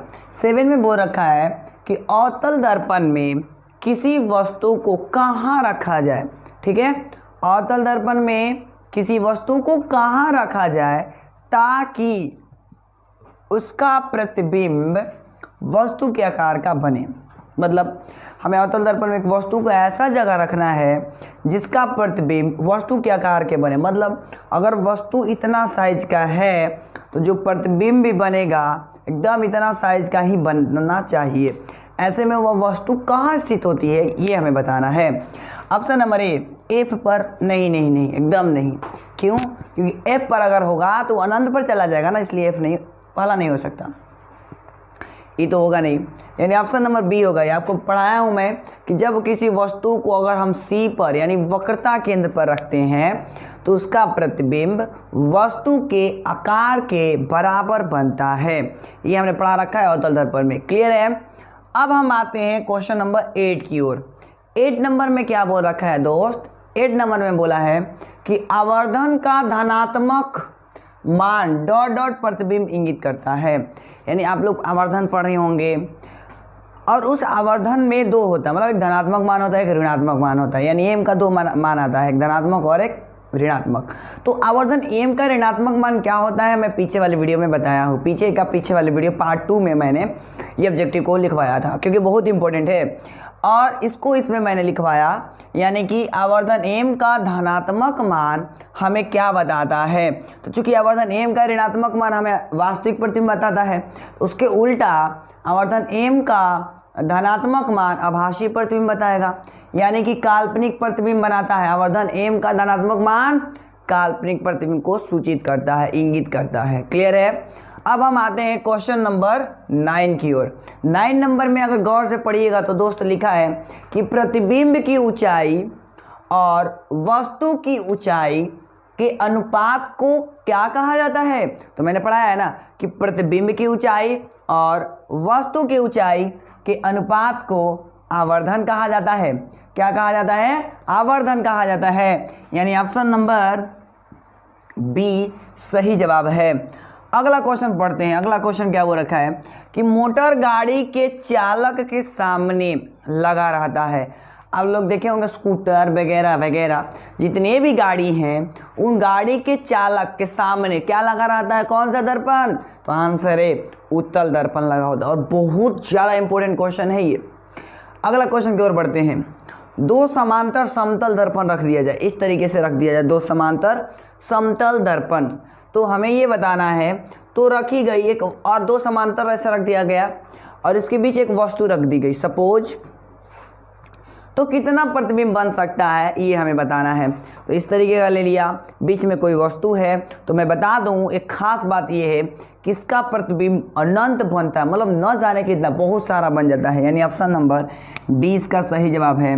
जो लोग पढ़े होंगे इम्पैक्ट कोचिंग सेंटर यानी कि मेरे यहाँ, वो लोग जानते होंगे और भी लोग जानते होंगे, ऐसा नहीं है, बट पता नहीं बताया गया क्या, क्योंकि मैंने ये बताया था एप्लीकेशन में समतल दर्पण का उपयोग में। ठीक है, तो इतना पहले कॉपी कर लीजिए। मैं हट रहा हूँ, स्क्रीनशॉट लेना है तो ले लीजिए या छापना है तो छाप लीजिए वीडियो को पॉज करके। फिर हम आगे के और ऑब्जेक्टिव देखते हैं। ओके, चलिए अब हो गया होगा ना, तो चलिए आगे बढ़ते हैं। ओके चलिए दोस्त आगे बढ़ते हैं। आगे बढ़ने से पहले मैं बता दूं यह लास्ट वीडियो है पहला चैप्टर के लिए, और इसके बाद हम लोग देखेंगे चैप्टर नंबर 2। मैं शुरू में भी ये बात बताया था, और चैप्टर नंबर 2 का फिजिक्स ही देखेंगे। और जैसे ही चैप्टर नंबर 2 खत्म होता है तो मैं केमिस्ट्री अपलोड करना शुरू कर दूंगा, यानी दो चैप्टर सबका कवर किया जाएगा पहले। ओके, तो चलिए अब हम बात करते हैं क्वेश्चन नंबर 12 का। 12 नंबर में बोला है कि किसी समतल दर्पण का आवर्धन होता है। मान लीजिए एक समतल दर्पण ले लिया और उसका आवर्धन निकालना चाहा, तो चूंकि आपको पता है आवर्धन का डिफिनेशन कि प्रतिबिंब की ऊंचाई और वस्तु की ऊंचाई के अनुपात को आवर्धन बोलते हैं। थोड़ी देर पहले ही ऑब्जेक्टिव भी करवाया है मैंने। दूसरी चीज़, जब बनाइएगा दोस्त तो आप पाइएगा कि जितना भी वस्तु का आकार है उतना ही प्रतिबिंब का भी आकार होता है, मतलब दोनों का अनुपात कटेगा तो +1 आएगा। तो कहने का सीधा सा मतलब है कि समतल दर्पण का आवर्धन हमेशा +1 होता है, क्योंकि कट करके कितना आने वाला है? 1 आने वाला है। ये बात समझ आई? अच्छा, अब प्लस ही क्यों हुआ, माइनस क्यों नहीं? तो प्लस इसलिए हुआ क्योंकि काल्पनिक प्रतिबिंब बनाता है, और काल्पनिक प्रतिबिंब हमेशा सीधा होता है, तो रिजल्ट जो आएगा पॉजिटिव आएगा, इसलिए ऐसा है। ठीक है, अब आगे समझते हैं। निर्देशांक चिन्ह परिपाटी में जितनी भी दूरियां मापी जाती है वह कहाँ से मापी जाती है? तो मैंने बताया फोकस से तो मापा नहीं जाता है, सी से तो मापा नहीं जाता है, तो आंसर है ध्रुव से मापा जाता है। यानी कि याद रखिएगा, जितनी भी निर्देशांक चिन्ह परिपाटी उसमें सारी की जो दूरियां मापी जाती है वह इस तरीके का होता है दर्पण। तो ध्रुव इधर होता है तो यहाँ से मापा जाता है। ठीक है, अगला बढ़ते हैं। अगला क्वेश्चन, एक गोलीय दर्पण की फोकस दूरी 12.5 सेंटीमीटर। एक गोलीय दर्पण है जिसकी फोकस दूरी कितना है? 12.5 सेंटीमीटर है। तो इसका वक्रता त्रिज्या हमें बताना है। तो चूंकि f = r/2 होता है तो r = 2f, यानी 12.5 का 2 से गुना करूंगा तो 12.5 दूनी 25, यानी कि ऑप्शन नंबर सी हो जाएगा। यानी कि अगर किसी गोलीय दर्पण की फोकस दूरी 12.5 सेंटीमीटर है तो उसकी वक्रता त्रिज्या 25 सेंटीमीटर हो जाएगी। दोस्त और सब मैं क्वेश्चन का गारंटी लेता हूं, लेकिन ये सब क्वेश्चन जो है ना न्यूमेरिकल, उसका कोई मतलब डिफाइन नहीं है कि यही आएगा। हाँ, इसी पैटर्न पर आएगा, इस बात की गारंटी लिख करके दे दूंगा, लेकिन यही क्वेश्चन अंक आ जाए ये गारंटी नहीं है। तो इसलिए मैं पहले ही विश्वास कर मतलब पूरा ही बोल देता हूँ। ऐसा नहीं है कि मैं आपको है ना धोखा में रख रहा हूँ कि नहीं यही आएगा, ऐसा नहीं है। तो ये केवल अंक चेंज कर सकता है, लेकिन हाँ पैटर्न इसी पर रहने वाला है। बाकी का जो ऑब्जेक्टिव है एक भी चेंज नहीं होगा, एक भी वर्ड भी चेंज नहीं होगा। ये लिख करके दबा देता हूँ अगर आया, क्योंकि एक चैप्टर से मैंने लगभग 62 ऑब्जेक्टिव करा दिया ये वीडियो को लेकर के, 61 या 62 करके।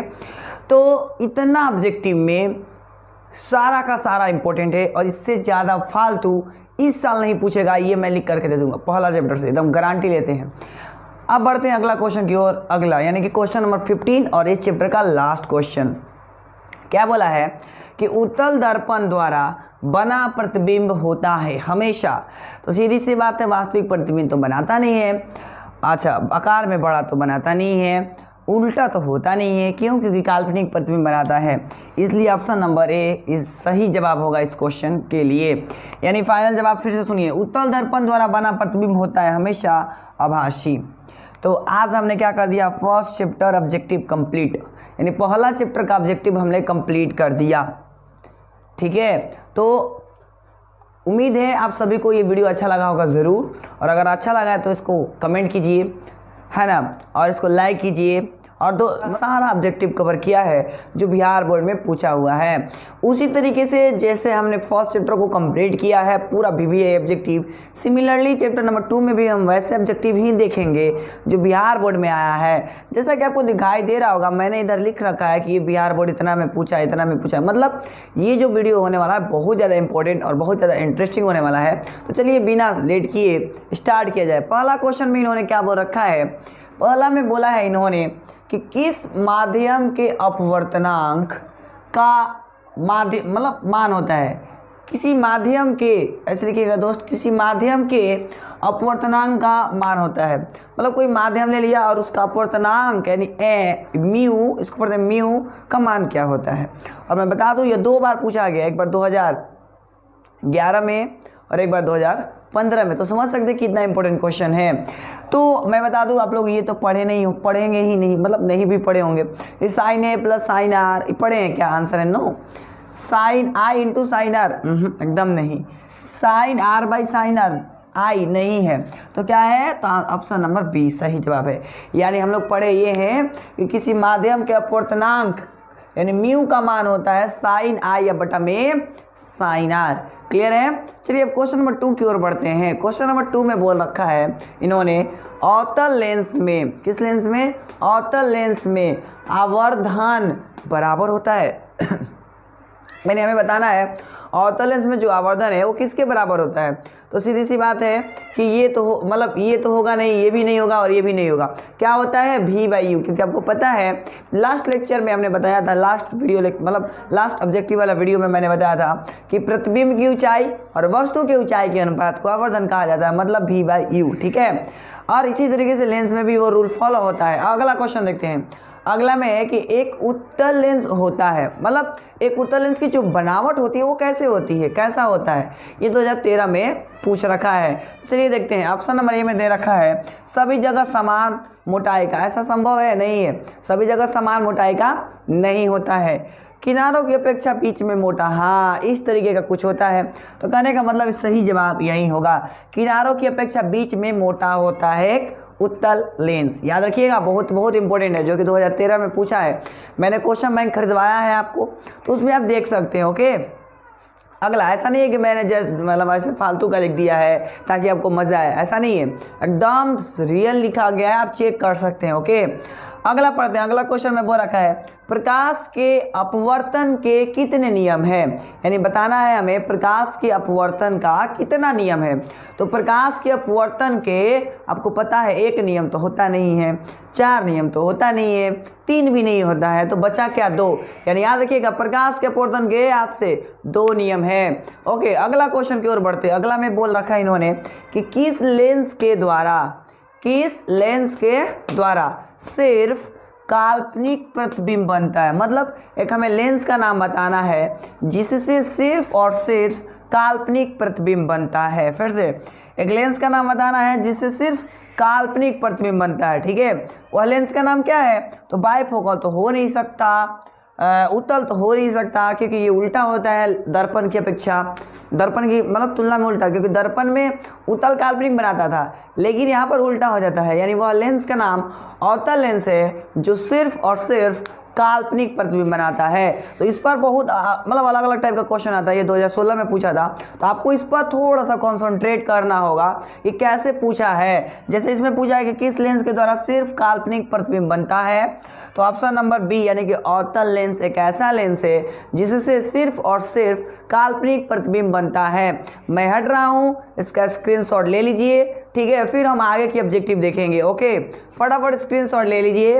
अब हम आगे के ऑब्जेक्टिव देखेंगे, तो उम्मीद है आप अब स्क्रीनशॉट ले चुके होंगे। तो चलिए अब हम आगे की ओर बढ़ते हैं, बढ़े ना। ओके, बढ़ते हैं। अगला क्वेश्चन में इन्होंने क्या बोल रखा है, अगला क्वेश्चन में बोल रखा है कि किसी वस्तु का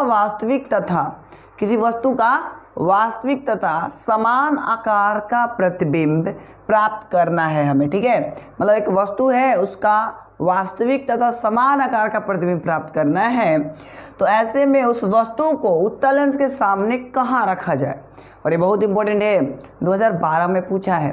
तो चलिए इसका जवाब समझते हैं। आप पढ़े होंगे दोस्त कि हम उत्तल लेंस में अगर किसी वस्तु का वास्तविक और समान आकार का प्रतिबिंब प्राप्त करना चाहें तो उसे हमें कहाँ नहीं रखना होगा, तो आंसर है लेंस के फोकस पर नहीं रखना होगा, सिंपल। अब आगे ये यानी कि फोकस दूरी के 2 गुने पर रखना होगा। आप समझे होंगे ना,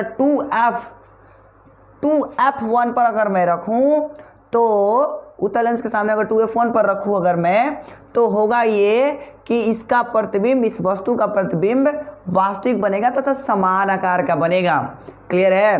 तो कहने का सीधा सा मतलब यह है दोस्त कि आप ऑप्शन नंबर 20 सही जवाब बताइए। ठीक है, दूसरी चीज़ दोस्त, आगे बढ़ने से पहले एक बात कि अगर आप चैनल पर नए आ रहे हैं तो चैनल को प्लीज़ सब्सक्राइब कर दीजिए और वीडियो को ज़्यादा से ज़्यादा शेयर कीजिए ताकि सभी दोस्तों के पास पहुंच सके और सभी दोस्त लाभ ले सके और सभी का एग्ज़ाम में अच्छा परफॉर्मेंस हो, ताकि लॉकडाउन के चलते उन लोग नहीं पढ़े थे तो कम से कम ऑब्जेक्टिव इस तरीके से पढ़ ले।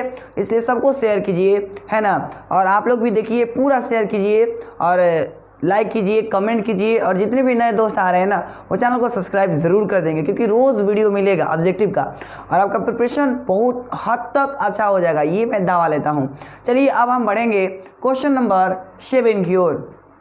7 नंबर में इन्होंने क्या बोला है, बहुत इंपॉर्टेंट और बहुत ही इंटरेस्टिंग क्वेश्चन है।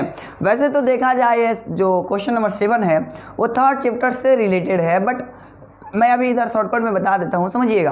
क्या बोला है, किसी शब्दकोश में, मान लीजिए एक शब्दकोश दिया गया है, उस शब्दकोश में अगर दिए गए छोटे छोटे जो अक्षर होते हैं, देखे हो ना डिक्शनरी में छोटे छोटे अक्षर दिया गया होता है, तो छोटे छोटे अक्षर को पढ़ते समय हमें कौन सा लेंस, मतलब आप मान लीजिए आप ही शब्दकोश पढ़ रहे हैं, डिक्शनरी पढ़ रहे हैं ना, अब आप पढ़ रहे हैं, आप बोला जा रहा है आपको कि लेंस लीजिए, कोई एक लेंस ले लीजिए जिससे कि आपकी मतलब पढ़ने में अच्छा लगे और अच्छा लगे, तो आप कौन सा लेंस पसंद करना चाहेंगे, ये क्वेश्चन में पूछा है और ये 2018 का क्वेश्चन है।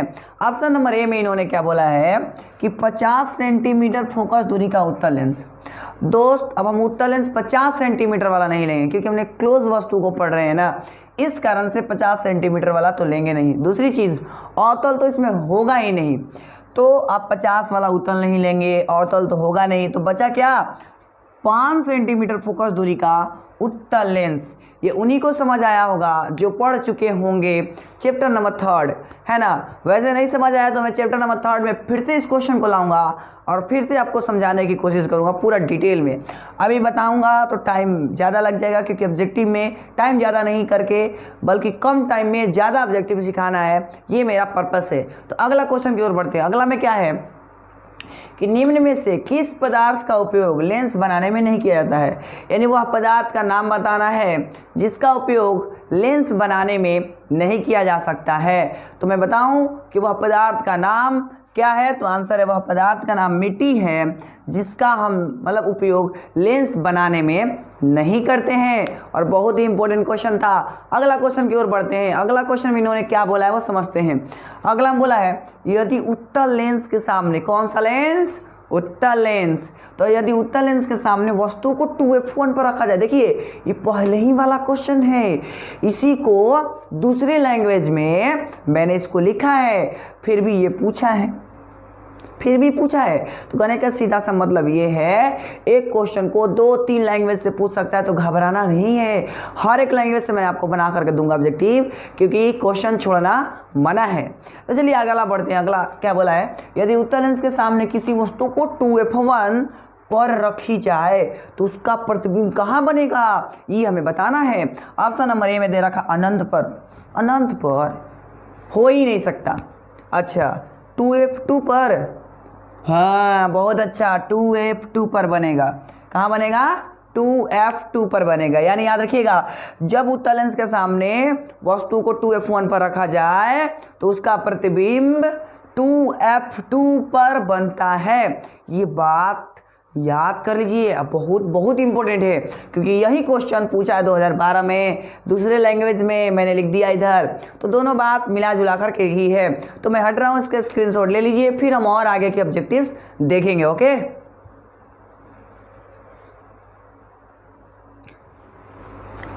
ओके दोस्त, चलिए अब आगे बढ़ा जाए। ये क्वेश्चन बहुत ज़्यादा इंपॉर्टेंट है, मतलब कहा जाए तो सारा का सारा क्वेश्चन इंपॉर्टेंट है।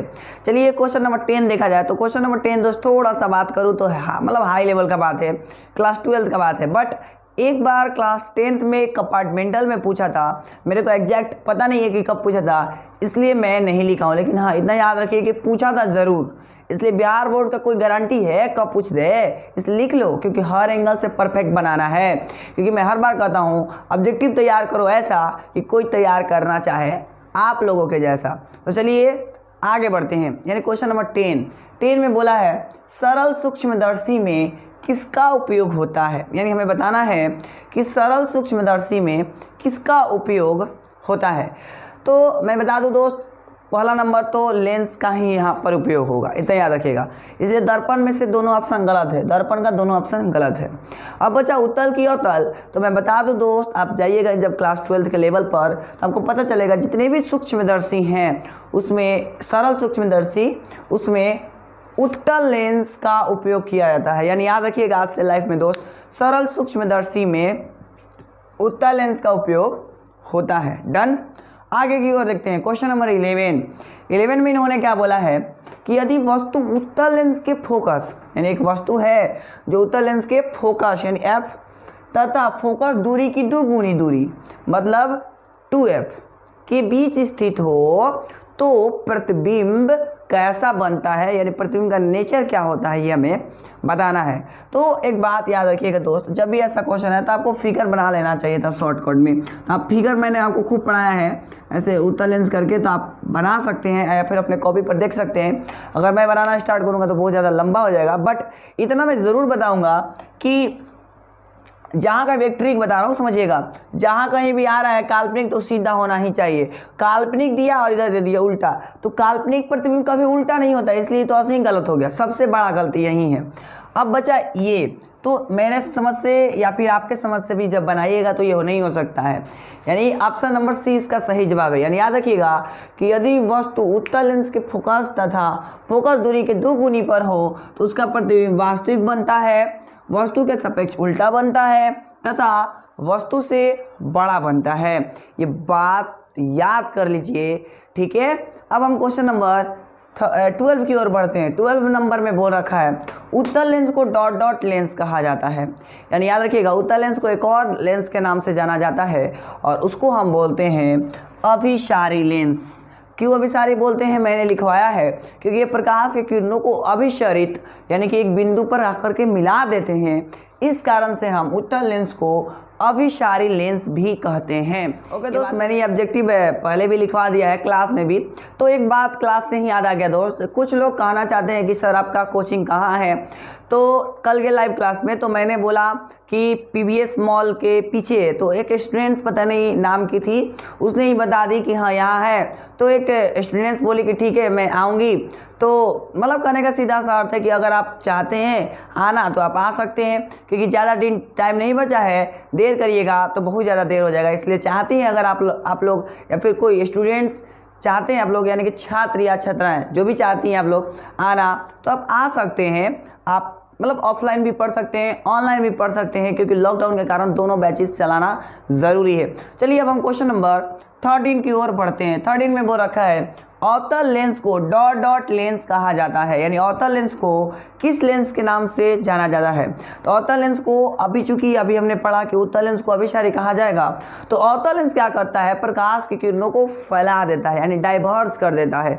डाइवर्स का मतलब होता है अपसारी, यानी अपसरित कर देता है। इस कारण से मैं यहाँ पर बोलूँगा, या फिर आप लोग भी आज से बोलना स्टार्ट कर दीजिएगा, वो ये कि अवतल लेंस को अपसारी लेंस कहा जाता है। डन।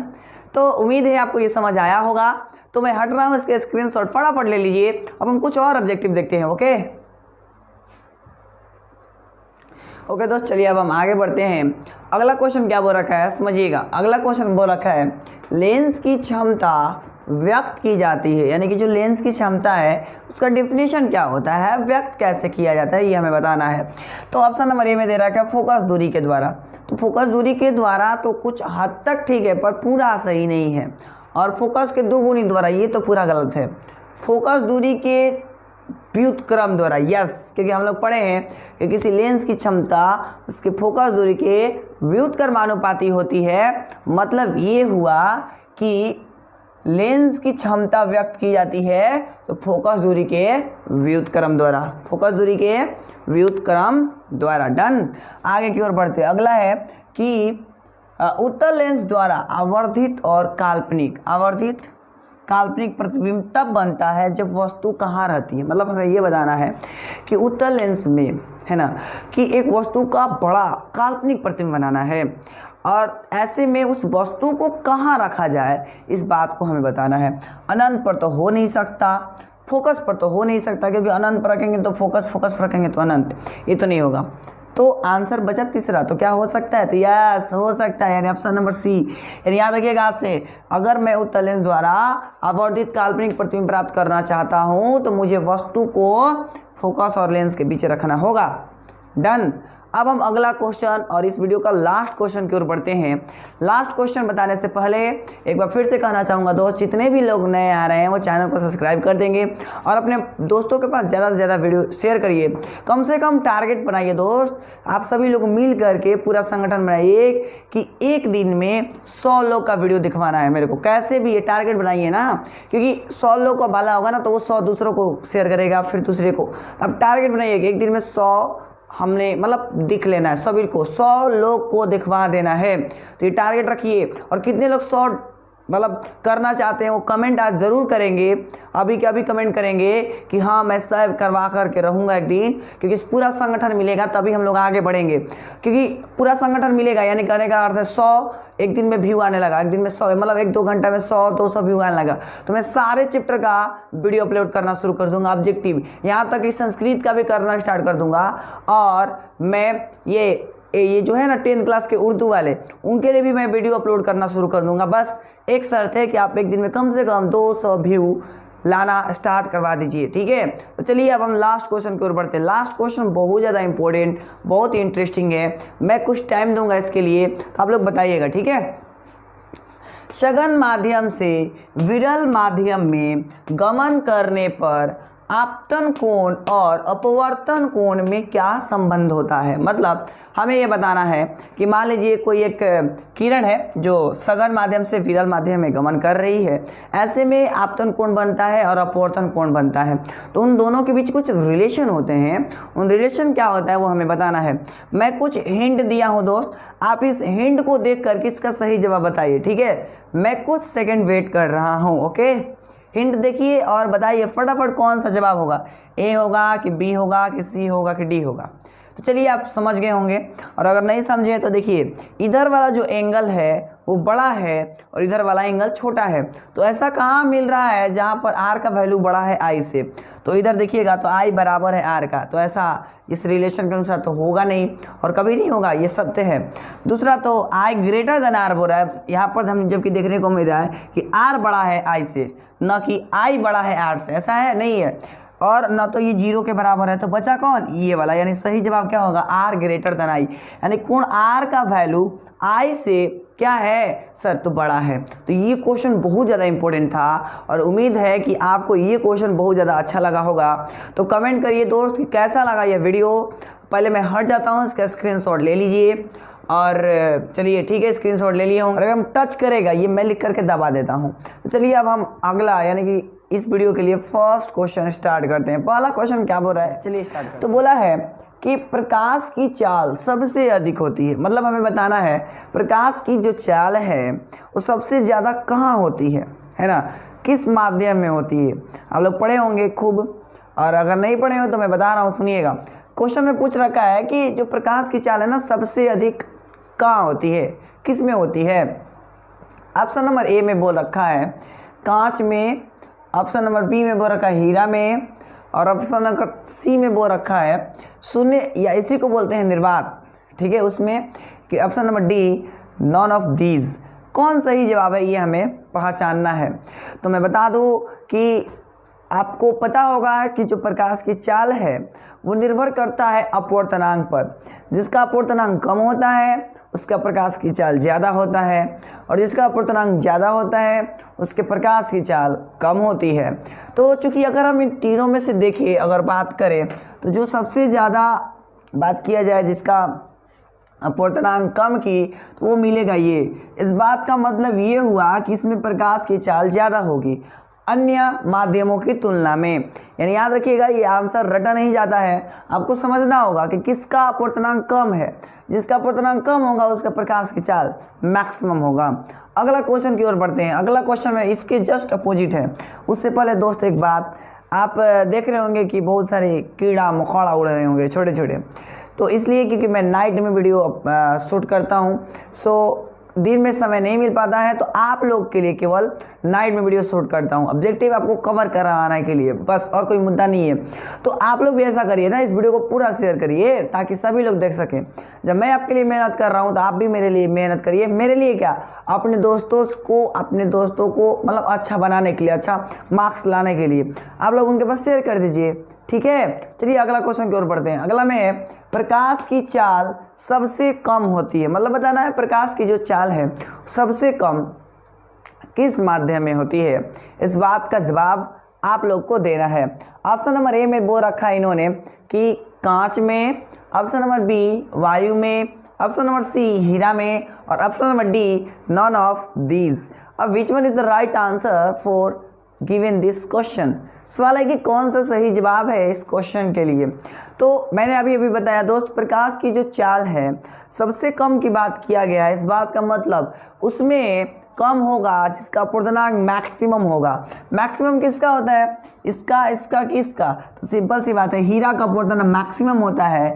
इस कारण से प्रकाश की चाल सबसे कम हीरा में ही होगा।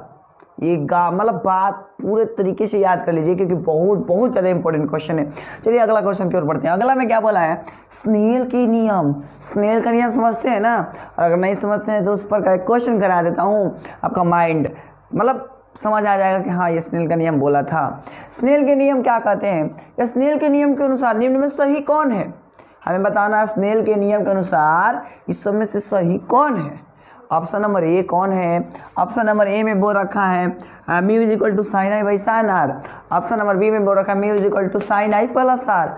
तो ये हम लोग नहीं पढ़े हैं, sine I plus sine R ऐसा पढ़े हैं क्या आप लोग, नहीं, ये तो गलत है। ये भी गलत है, ना तो माइनस पढ़े ना तो प्लस पढ़े। हाँ इतना याद है कि डिवाइड पढ़े थे हम लोग, नहीं है ना।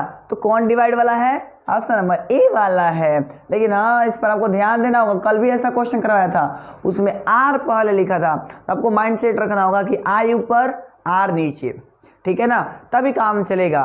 तो चलिए अगला क्वेश्चन की ओर बढ़ते हैं। क्वेश्चन नंबर 4 में क्या बोल रखा है, काल्पनिक प्रतिबिंब का निर्माण होता है। यानी कि जो काल्पनिक प्रतिबिंब होता है, आभासी प्रतिबिंब, उसका निर्माण कैसे होता है ये बात हमें बतानी है। तो मतलब किस लेंस में होता है ये बात हमें बताना है। तो केवल उत्तल लेंस में, ऐसा तो नहीं है। हाँ उत्तल लेंस काल्पनिक प्रतिबिंब का निर्माण करता है, लेकिन केवल उत्तल लेंस में बोला है तो ये तो एकदम गलत है।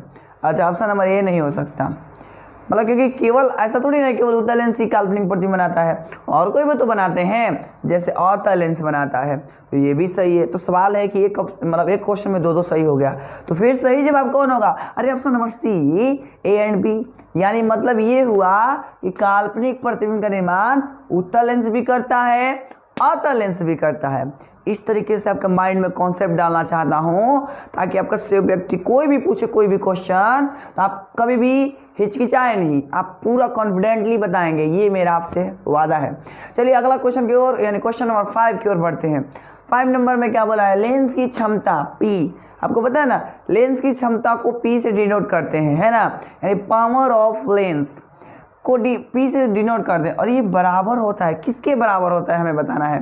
यानी लेंस की क्षमता P बराबर होता है, कल भी ऐसा क्वेश्चन कराया था और ये 2009 में पूछा है, 2009 में पूछा है।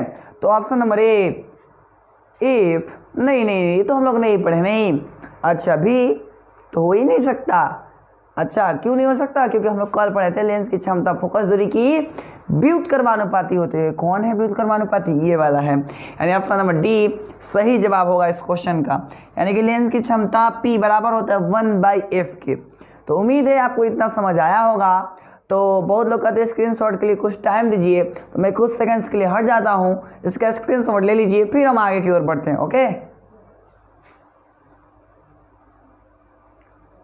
ओके दोस्त, स्क्रीनशॉट ले चुके होंगे। चलिए अब हम आगे बढ़ते हैं। ओके दोस्त, चलिए अब हम अगला क्वेश्चन की ओर बढ़ते हैं। अगला क्वेश्चन में इन्होंने क्या वो रखा है, तो अगला क्वेश्चन में इन्होंने बोला है कि निम्न में से कौन सा लेंस है जिसको अपसारी लेंस कहा जाता है। देखिए ये क्वेश्चन को भी मैंने पीछे वाले वीडियो में करा दिया है, पर फिर भी उसको अलग लैंग्वेज से कैसे पूछता है वो मैं बताना चाहता हूँ। मैं हर बार कह रहा हूँ कि आपको पढ़ाऊँगा ऐसे कि कोई पढ़ना चाहेगा आपके जैसे।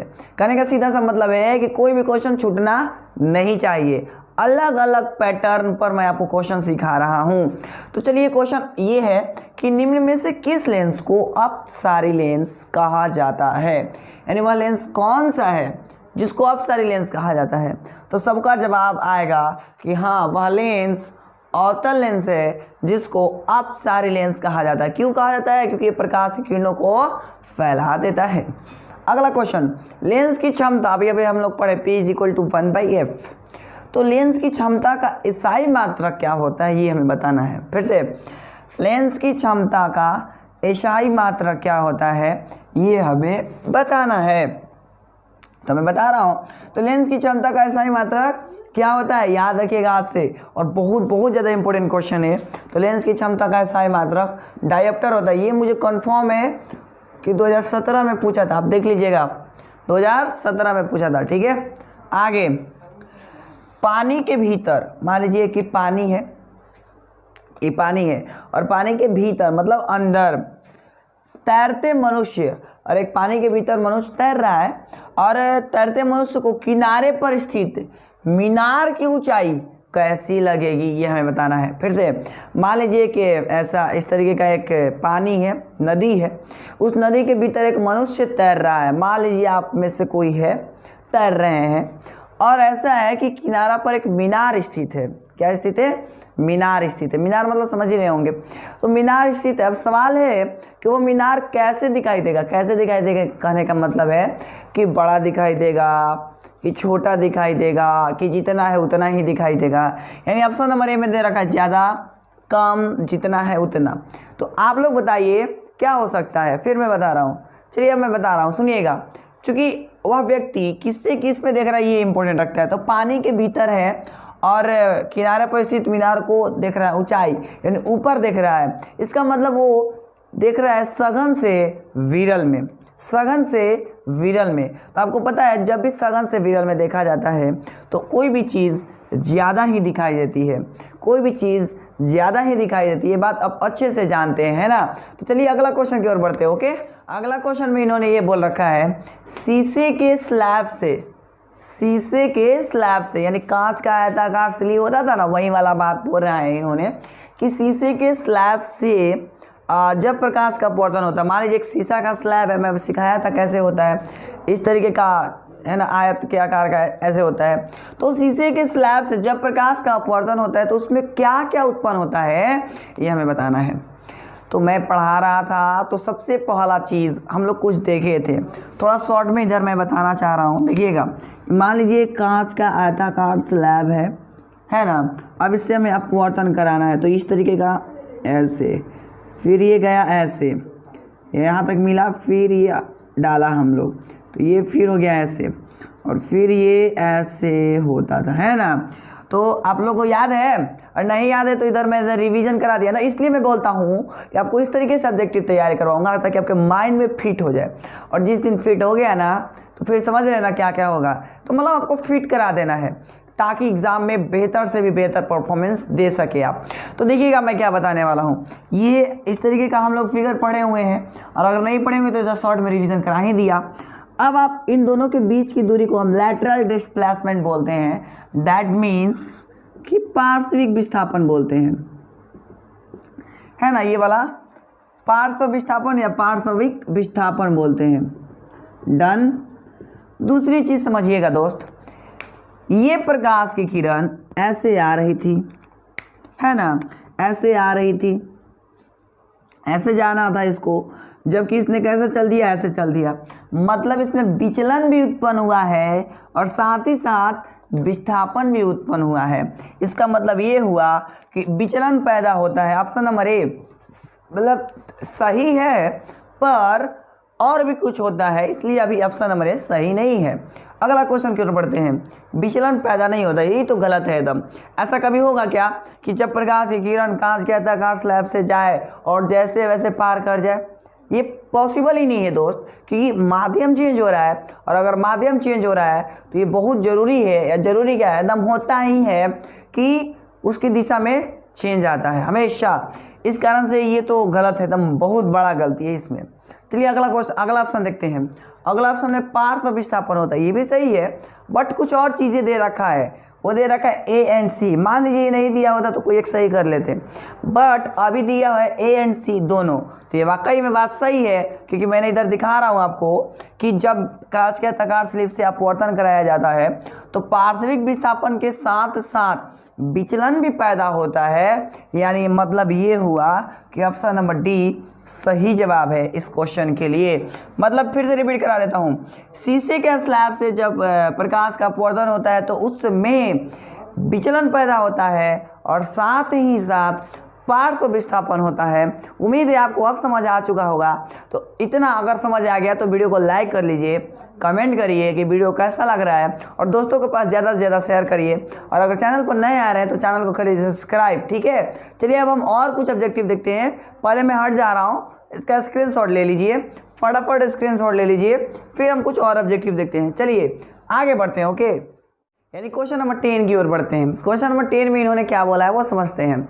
10 में बोल रखा है कि कौन सा लेंस है निम्न में से उसको अभिसारी लेंस के कहते हैं। मतलब एक ऐसा लेंस का नाम बताइए जिसको अभिसारी लेंस भी कहा जाता है।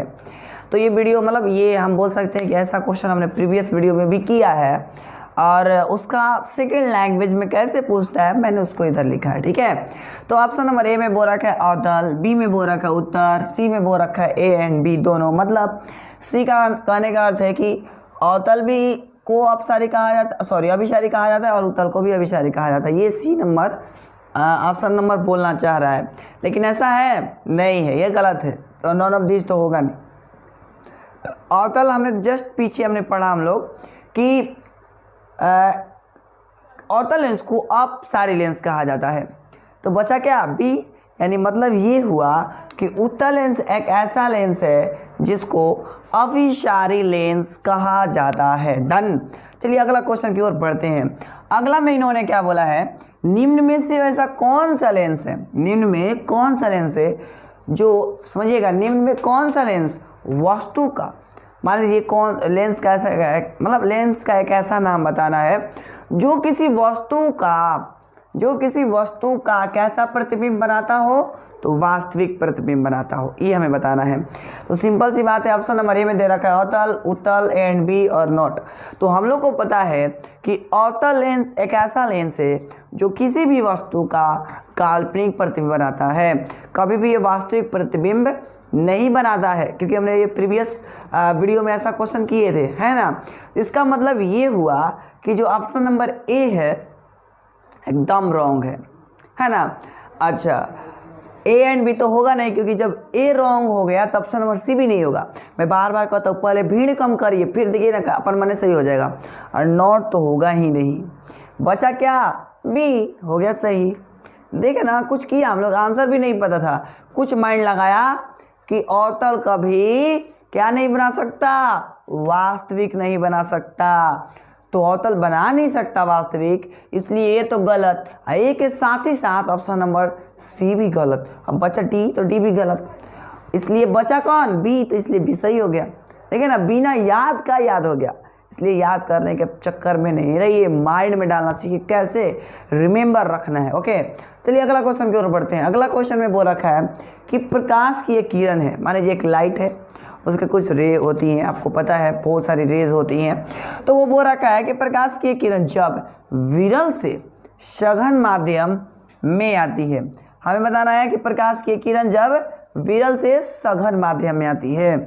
समझिएगा, मान लीजिए इधर बना रहा हूँ मैं, समझिएगा रफ में, ये सपोज एक सतह है, ये सतह का एक आपतित किरण है और ये यहाँ पर एक लंब डाला गया है। अब ये मान लेता हूँ थोड़ी देर के लिए हवा है और ये मान लेता हूँ कि कांच है। तो हवा और कांच में हवा जो है वह विरल माध्यम हो गया, जो कांच है वो सघन माध्यम हो गया। और क्यों होता है, अगर आपको एक्सप्लेनेशन चाहिए तो आप क्लास करने आ सकते हैं या फिर आप ये YouTube पर भी देख सकते हैं, मैंने वीडियो अपलोड कर रखा है फिजिक्स का। ओके, तो चूँकि इसलिए मैं बोलूँगा ये विरल माध्यम हवा को, क्योंकि इसका अपवर्तनांक कम होता है कांच की तुलना में। तो जिसका अपवर्तनांक कम होता है उसे विरल माध्यम बोलते हैं और जिसका अपवर्तनांक मैक्सिमम होता है उसको हम लोग सघन माध्यम बोलते हैं। इस कारण से विरल ये हो गया और सघन ये हो गया। देखिए मैं दोस्त बार बार कह रहा हूँ कि मैं ऑब्जेक्टिव नहीं पढ़ा रहा हूँ बल्कि कॉन्सेप्ट दे रहा हूँ। एक ऑब्जेक्टिव क्वेश्चन से अलग अलग कॉन्सेप्ट देने की कोशिश कर रहा हूँ ताकि आपका शॉर्ट रिवीजन हो जाए। जब आपका एग्जाम आएगा उस टाइम भी एक बार जल्दी से वीडियो को तेज़ी से देख लीजिएगा और मन ही मन याद हो जाएगा। तो उस टाइम जब भी जरूर एक बार देखिएगा क्योंकि आपको बेनिफिट मिलेगा। अभी तो लिख लीजिए, लास्ट टाइम में जब एग्जाम आएगा ना, एक दो दिन क्लोज रहेगा, तो वीडियो को फिर से खोलिएगा और स्पीड कर दीजिएगा थोड़ा ज़्यादा और उस पर देखना स्टार्ट कर दीजिएगा। तो कहने का सीधा सा मतलब ये हुआ कि आपको ये वीडियो मतलब जब तक आजीवन काम देगा, मैं बोलूँ तो आजीवन काम देगा। आपके जितने भी दोस्त होंगे, जितने भी भाई होंगे, सबके लिए काम देने वाला है, इसलिए मैं ढंग का थोड़ा बना रहा हूँ। तो चलिए आगे बात करता हूँ। ये हमारा विरल है और ये हमारा सघन है। तो ये विरल और ये हमारा हो गया सघन। तो जब प्रकाश की किरण आपको पता है विरल माध्यम से सघन माध्यम में आती है तो इस तरीके से कुछ हो जाता है, इसका ये हो गया। तो आपने ये देखा, ये प्रकाश की किरण को ऐसे जाना चाहिए था परंतु ये पेंड हो गई टुवर्ड्स नॉर्मल, यानी कह सकता हूँ कि अभिलंब से दूर मुड़ गई। देखिए तो दूर मुड़ा नहीं, मुड़ा क्योंकि दूर मुड़ा नहीं, दूर मुड़ने का मतलब उधर चला जाता बल्कि तो इधर आ गया। तो ऑप्शन नंबर ए गलत। सीधा निकला क्या? नहीं, सीधा तो ये था, सीधा निकला नहीं, ऑप्शन नंबर बी भी गलत। मैं बार बार बोल रहा हूँ भीड़ दूर कीजिए, आपका सही हो जाएगा। अच्छा सी पर आते हैं, अभिलंब की ओर मुड़ जाती है। तो देखिए ना, अभिलंब की ओर ना मुड़ गई, यानी ऑप्शन नंबर सी सही जवाब है। क्वेश्चन नंबर किसके लिए? हवा के लिए। फिर से क्वेश्चन नंबर 12 के लिए रिपीट कर देता हूँ थोड़ा तेजी में। प्रकाश की किरण जब विरल से सघन माध्यम में आती है तब वह अभिलंब की ओर मुड़ जाती है। डन। चलिए अब हम क्वेश्चन नंबर आगे बढ़ेंगे, क्वेश्चन नंबर 13 देखेंगे। उससे पहले स्क्रीनशॉट फटाफट इसका ले लीजिए। ओके, अब हम आगे बढ़ते हैं। चलिए आगे बढ़ा जाए। ओके दोस्त, चलिए अब हम क्वेश्चन नंबर 13 की ओर बढ़ते हैं। 13 नंबर में क्या बोल रखा है सुनिएगा। 13 में बोल रखा है कि जब प्रकाश की एक किरण, मान लीजिए कोई प्रकाश है, उसकी एक किरण है, वह किरण एक माध्यम से, समझिएगा इसको रफ वर्क में मैं समझाने की कोशिश करूंगा। मान लीजिए एक सतह है, अब इस सतह पर प्रकाश की एक किरण आ रही है, ऐसे है ना, प्रकाश की किरण आई तो आपको पता है कि इधर नॉर्मल ड्रॉ करते हैं जहाँ पर ये मिलती है। उसके बाद बोल रहा है कि एक माध्यम से, यानी इसको मैं माध्यम ले लेता हूँ हवा, इसको ले लेता हूँ हीरा, तो एक माध्यम से दूसरे माध्यम में जा रही है। इसको मैंने बोल दिया माध्यम 1 और इसको मैंने बोल दिया माध्यम 2। तो एक माध्यम से दूसरे माध्यम में जाती है तो अपने पूर्व पथ से, तो देखिएगा अपने पूर्व पथ से क्या हो गई, तो आंसर सर विचलित हो गई। तो चूंकि अपने पूर्व पथ से विचलित हो गई तो इस घटना को हम कुछ नाम देते हैं और इस घटना का क्या नाम देते हैं यही क्वेश्चन ने पूछा है। एक बार फिर से तेजी से रिपीट कर रहा हूँ। जब प्रकाश की किरण एक माध्यम से दूसरे माध्यम में जाती है तो अपने पूर्व पथ से विचलित हो जाती है, इसको हम लोग बोलते हैं क्या, ये पूछा है। ऑप्शन नंबर ए में प्रकाश का परावर्तन, नहीं नहीं नहीं एकदम नहीं, तो प्रकाश का अपवर्तन सही जवाब है। क्या कोई दिक्कत नहीं है। अगला बताना है निम्न में लेंस सूत्र के लिए कौन सही जवाब है।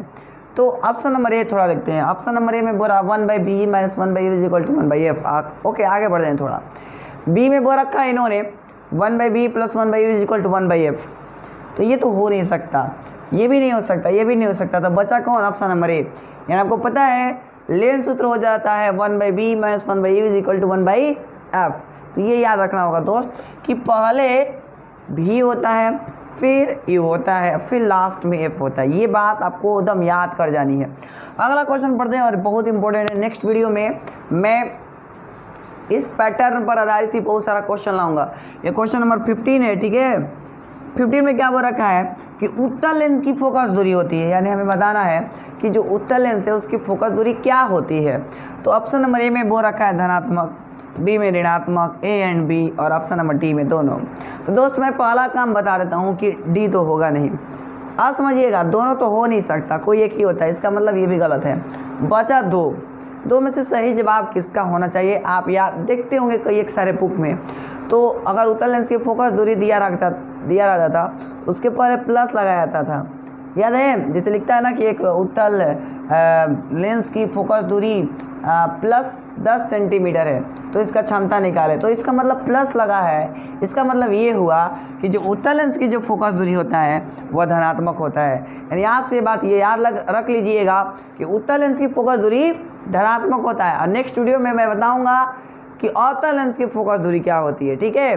और जिनको पता होगा वो कमेंट नीचे कर देंगे। और पहले तो स्क्रीनशॉट ले लीजिए फटाफट, फिर हम आगे की ओर। फर्स्ट नंबर में क्या बोला है इन्होंने, समझिएगा।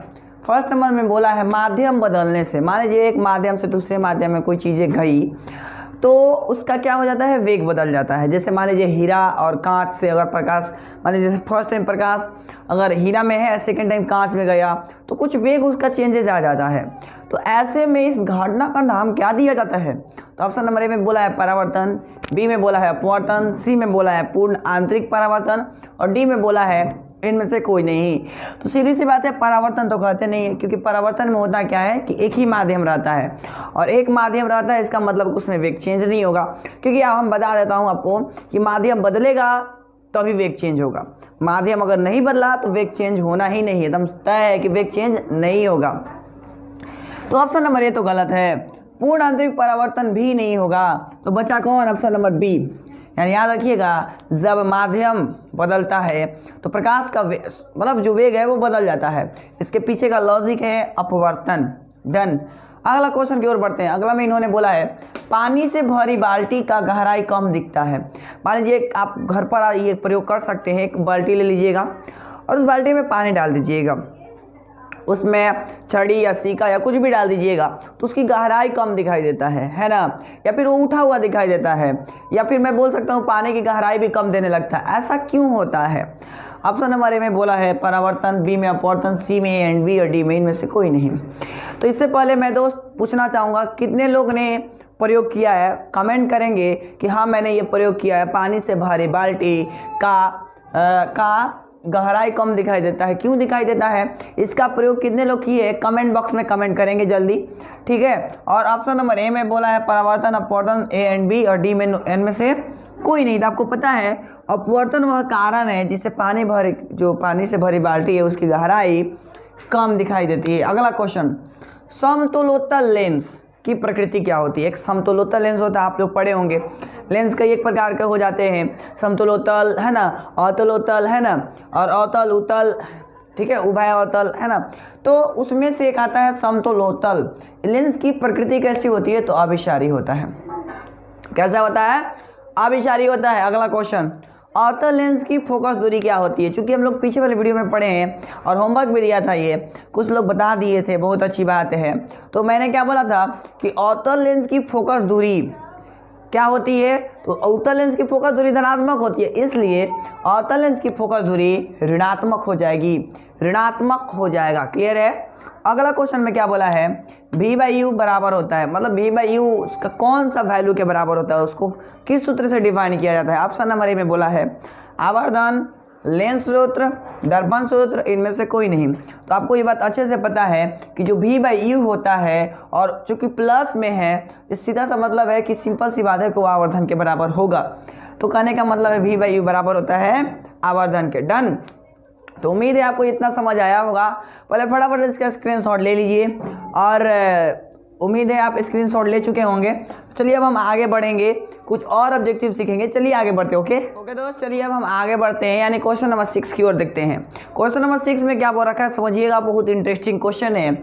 इन्होंने बोला है कि माध्यम बदलने से प्रकाश का वेग नहीं बदलता है। क्या यह सत्य है?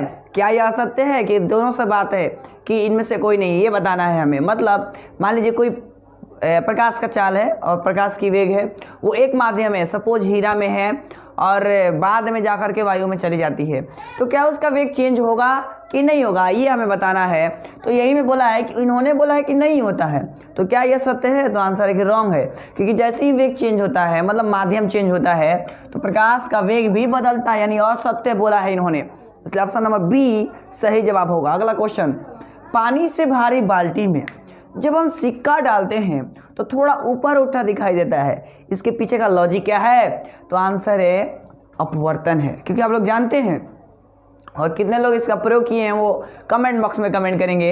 यानी पानी से भारी बाल्टी में सिक्का थोड़ा ऊपर उठा हुआ दिखाई देता है, इसके पीछे का रीजन प्रकाश का अपवर्तन है। डन। अगला क्वेश्चन, उत्तल लेंस की प्रकृति होती है, यानी हमें बताना है कि जो उत्तल लेंस है उसकी नेचर कैसा होता है। अपसारी, अभिसारी, है ना, दोनों, इनमें से कोई नहीं। आपको पता है उत्तल लेंस प्रकाश की किरणों को एक बिंदु पर ला करके अभिसारित कर देता है, मिला देता है। तो इस बात का मतलब ये हुआ कि उत्तल लेंस की जो प्रकृति हो जाएगी अभिसारी। अभी ऐसे कर लीजिएगा दोस्त, ऑप्शन गलती लिखा गया है, अभिसारी, यानी ऑप्शन नंबर ए सही जवाब है। ठीक है, अगला क्वेश्चन की ओर बढ़ते हैं। अगला क्वेश्चन में इन्होंने बोला है अवतल लेंस की फोकस दूरी होती है। देखिए ये पीछे वाला, मतलब जस्ट पीछे हमने ये क्वेश्चन तुरंत कराया था, बट समझिएगा इसमें क्या है। अवतल लेंस की फोकस दूरी होती है, उसमें भी ऐसे ही प्लस माइनस था, बट उधर धनात्मक ऋणात्मक लिखा था, तो आपको थोड़ा सा ऑप्शन चेंज कर दिया ताकि ये माइंड सेट हो जाए कि ऑप्शन चेंज भी कर सकता है एग्जामिनर। तो अवतल लेंस की फोकस दूरी निगेटिव होती है, ऑप्शन नंबर बी, क्योंकि अभी अभी हमने ये लोग पढ़े हैं हम दोनों मिल करके। नहीं, अगला क्वेश्चन, आवर्धन भी वही सत्य है। देखिएगा प्लस लिखा है इधर, तो बताना है कि इसके लिए सत्य है, मतलब लेंस के आवर्धन के लिए कि दर्पण के आवर्धन के लिए, ये बताना है। ये दोनों के लिए, इनमें से कोई नहीं। तो याद रहे जब जब प्लस आए, क्या है, जब जब प्लस आए तो आपको याद रखना है कि वो लेंस के आवर्धन के लिए सत्य होगा, न कि दर्पण के आवर्धन के लिए। ये बात का पूरा गांठ बांध लीजिए और इसका फटाफट पर स्क्रीनशॉट ले लीजिए। ओके, कि अभी क्वेश्चन में निकालिए और चेक करिए आया कि नहीं आया। ऐसा नहीं कि फालतू में मैंने लिख दिया है, वो ही लिखूंगा जो बिहार बोर्ड में आएगा। कुछ मत पढ़ना, केवल ये ऑब्जेक्टिव पढ़ लेना, फिर देखो कमाल कितना होता है। तो चलिए बिना समय लेट किए, मतलब बिना देर किए स्टार्ट करते हैं। ओके, चलिए स्टार्ट किया जाए। पहला क्वेश्चन में इन्होंने बोला है यदि आपतन कोण आई, आप सभी को पता है कि आपतन कोण क्या होता है, यू नो। ओके, तो आपतन कोण आई है, ओके, और अपवर्तन कोण क्या होता है दोस्त, आर होता है। तो अगर कह रहा है इन्होंने कि आपतन कोण अगर आई हो और अपवर्तन कोण आर हो, तो बताइए कि कोणीय विचलन क्या होगा। देखते हैं कितने लोग सही जवाब बताते हैं। थोड़ा देर वेट कर रहा हूँ, जल्दी से बता दीजिए। चलिए बहुत अच्छा दोस्त, कुछ लोग का जवाब आया, समझते हैं। देखिएगा ये पहला में दे रखा आई प्लस आर, दूसरा में दे रखा आई माइनस आर, तीसरा में दे रखा sine I into sine R, और डी में दे रखा है sine I by sine R. देखिए बहुत लोग पक्का इसको मारेंगे, है ना, लेकिन मतलब एग्जाम में बात कर रहा हूँ, अभी आप लोग पढ़ लीजिएगा तो गलती से नहीं, गलती नहीं होगा। तो आपको ये नहीं पूछा है स्नेल का नियम, पूछा क्या है कि कोणीय विचलन होगा। आपको वर्ड्स पर ध्यान देना होगा, क्योंकि आपको ऑप्शन डाइवर्ट करेगा, लेकिन आपको डाइवर्ट नहीं होने का। तो ये तो होगा नहीं, और ऐसा तो होता ही नहीं है। बच गया इन दोनों में से कौन होगा, तो बता दो दोस्त, कोण आई माइनस आर होगा। यानी याद रखिएगा, जब आपतन कोण आई हो और अपवर्तन कोण आर हो, तो कोणीय विचलन आई माइनस आर होता है, आई माइनस आर होता है। अगला क्वेश्चन की ओर बढ़ते हैं। अगला क्वेश्चन में क्या है, कांच का अपवर्तनांक निम्न में है, यानी बताना है कि निम्नलिखित में से कौन कांच का अपवर्तनांक है। यानी कांच का अपवर्तनांक 1.003 होता है, एकदम हो ही नहीं सकता। 2.42 होता है, नहीं तो नहीं होता है। सी नंबर में 2.5, और 2.5 तो किसी का नहीं होता है। हाँ बहुत अच्छा, 2.5 तो होता नहीं है। अब बचा कौन, अरे सब जब भीड़ खत्म हो गया, डी होगा ही नहीं, सी होता है मतलब होगा ही नहीं, और बी होता ही नहीं है, किसी का है नहीं है, तो बचा कौन, ए। यानी याद से याद रखिएगा, कांच का अपवर्तनांक 1.5, 1.5 याद रहेगा ना। चलिए आगे बढ़ते हैं। अगला क्वेश्चन में बोला है हीरा का अपवर्तनांक क्या है। हीरा का अपवर्तनांक अरे हाँ 1.5 तो होगा ही नहीं ना, अभी याद पड़ा ना। क्यों नहीं होगा? क्योंकि कांच का पूर्णांक 1.5 होता है, तो हीरा का कभी 1.5 होगा क्या? नहीं होगा, नहीं हो सकता, संभव ही नहीं है। क्योंकि 1 का 2 अपूर्णांक, सॉरी 1 का 2 नहीं बोल सकता हूँ, 2 का 1 अपूर्णांक होता है क्या? नहीं होता है। होता है? नहीं होता है, गलत है। अगला देखते हैं 2.42, 2.42 हाँ बाद में सोचेंगे, अभी याद नहीं आ रहा है, ठीक है इसको छोड़ देते हैं। सी नंबर में 1.41, नहीं तो नहीं होगा। तो डी नंबर भी तो होगा नहीं। हाँ याद आ गया, बहुत अच्छा, ऑप्शन नंबर बी यानी 2.42 हीरा का पूर्णांक होता है। हीरा का पूर्णांक कितना? 2.42। हंसते खेलते में ऑब्जेक्टिव याद करिए, रोज 15, अभी की अभी, बिना देर किए। इसलिए चैनल को कर लीजिए सब्सक्राइब, ठीक है, और बेल आइकन भी दबा लीजिएगा, और दोस्तों को भी शेयर करते रहिए ताकि सभी दोस्त हंसते खेलते कूदते सीख जाए 15 ऑब्जेक्टिव। और ये ऑब्जेक्टिव बिहार बोर्ड में आना ही आना है, लीक करके दे दूंगा मैं। चलिए अगला क्वेश्चन नंबर 4, किसका पूर्णांक सबसे कम है? बताना है निम्न में से कौन है जिसका पूर्णांक सबसे कम होता है। अपूर्णांक सबसे कम कौन है? पहला नहीं, पहला नहीं, अभी पहला पर विचार नहीं करेंगे। दूसरा नहीं, दूसरा तो होगा ही नहीं, क्योंकि दूसरा तो सबसे ज्यादा होता है, तो बी तो ऐसे ही गलत। बी नंबर तो ऐसे ही गलत है, तो बी तो होगा नहीं, इसको एकदम हटा दिया जाए। अच्छा सी कांच, अरे वही ना कांच जो घरों में लगा होता है, ई वाला, इसका तो कम होगा नहीं, भी गलत है। डी तो होगा नहीं, तो बचा कौन? ये, बहुत अच्छा। तो निम्न में किसका पूर्णांक सबसे कम है? वायु का, याद रहिएगा ना, याद रहिएगा। अरे वायु समझते हैं ना, जो बाहर हवा खाते हैं ना, वही वाला है, ठीक है। तो उसका पूर्णांक सबसे कम होता है इस सब की तुलना में। बात समझ आ गई? अगला क्वेश्चन, किसका पूर्णांक सबसे अधिक? निम्नलिखित में से किसका पूर्णांक है जो सबसे अधिक होता है? सबसे अधिक वायु तो होगा नहीं, वायु होगा नहीं होगा, क्योंकि अभी हम लोग पढ़े वायु का पूर्णांक सबसे कम, तो जो सबसे कम था वो सबसे ज्यादा कैसे होगा? तो वायु होगा जी, नहीं होगा, गलत है। कांच नहीं, कांच तो नहीं होगा। पानी नहीं, पानी भी नहीं होगा। कौन होगा? हीरा कोई देखा है? नहीं देखा, सोचते रह जाएगा। लेकिन इसका जो अपवर्तनांक है वो सबसे ज्यादा होता है, यानी लाइफ में आपसे याद रखिएगा, हीरा का पूर्णांक सबसे ज्यादा।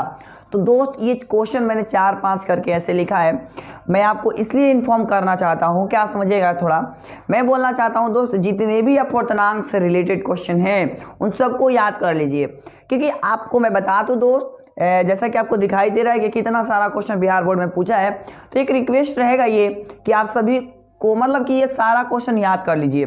यही नहीं बल्कि जितना भी टेबल है मैंने लिखवाया था क्लास में, या फिर आपके कहीं भी पढ़ते थे तो आपके टीचर्स लिखवाए होंगे, तो उसको सबको याद कर लीजिए, क्योंकि उसमें से एक जरूर आ जाएगा, एकदम तय है। अगर मैं सबको लिखवाने लगूँ तो वीडियो ज़्यादा देना पड़ जाएगा। मैं ज़्यादा देना नहीं चाहता, बट कम टाइम में वो उस तरीके से सिखाना चाहता हूँ कि ताकि आपसे गलतियाँ ना हो। पहले तो इसका स्क्रीनशॉट ले लीजिए फटाफट। ओके चलिए अब हम आगे की कुछ और ऑब्जेक्टिव सीखते हैं। चलिए बढ़ा जाए ना, बढ़ा जाए, चलिए ओके दोस्त, चलिए अब हम आगे बढ़ते हैं। अगला क्वेश्चन यानी क्वेश्चन नंबर 6 देखेंगे। 6 नंबर बहुत ज़्यादा इंपॉर्टेंट क्वेश्चन है, और मैं बता दूं दोस्त ये हमारा सेकंड लास्ट वीडियो है इस चैप्टर के लिए। इसके बाद और एक वीडियो दूंगा जो कि न्यूमेरिकल बेस्ड होगा, ठीक है, क्योंकि आपको पता है एग्जाम में ऑब्जेक्टिव में न्यूमेरिकल्स भी आते हैं, इसलिए हम ऑब्जेक्टिव का मतलब न्यूमेरिकल्स भी कुछ दूंगा नेक्स्ट वीडियो में। लेकिन यहाँ ये सेकंड लास्ट वीडियो है, इसके बाद हम लोग केमिस्ट्री का फर्स्ट चैप्टर स्टार्ट करेंगे ऑब्जेक्टिव, ठीक है। इसलिए ज़्यादा से ज़्यादा वीडियो को शेयर कीजिए अपने दोस्तों के पास, ठीक है ना। चलिए आप बढ़ते हैं क्वेश्चन नंबर 6 में क्या बोला है?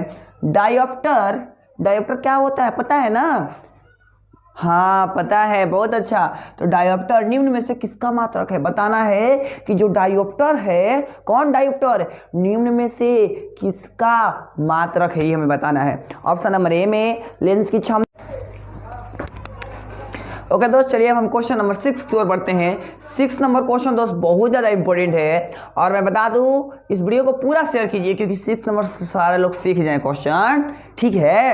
अरे सबको सिखाना है ना, इसलिए वीडियो को शेयर करिए। दूसरी चीज़, ये सेकेंड लास्ट वीडियो है इस चैप्टर के लिए। इसके बाद हम लोग एक वीडियो और दूंगा जो कि न्यूमेरिकल बेस्ड होगा, और फिर हम लोग केमिस्ट्री का फर्स्ट चैप्टर स्टार्ट करेंगे। इसलिए तो मैं कहता हूँ ये वीडियो को पूरा बिहार में फैलाइए, ये आपका जिम्मेवारी है। पूरे बिहार में फैलाइए ताकि सभी लोग देखें और सबका एग्जाम में बढ़िया मार्क्स आ जाए, तभी तो हम और अच्छा से अपलोड करूँगा। आप लोग वीडियो शेयर ही नहीं करते हैं, लग रहा है कि अपलोड करना बंद करना पड़ेगा। आप लोग शेयर ही नहीं कर रहे हैं, कोई ज़्यादा देखता ही नहीं, तो मैं क्यों वीडियो अपलोड करूँ?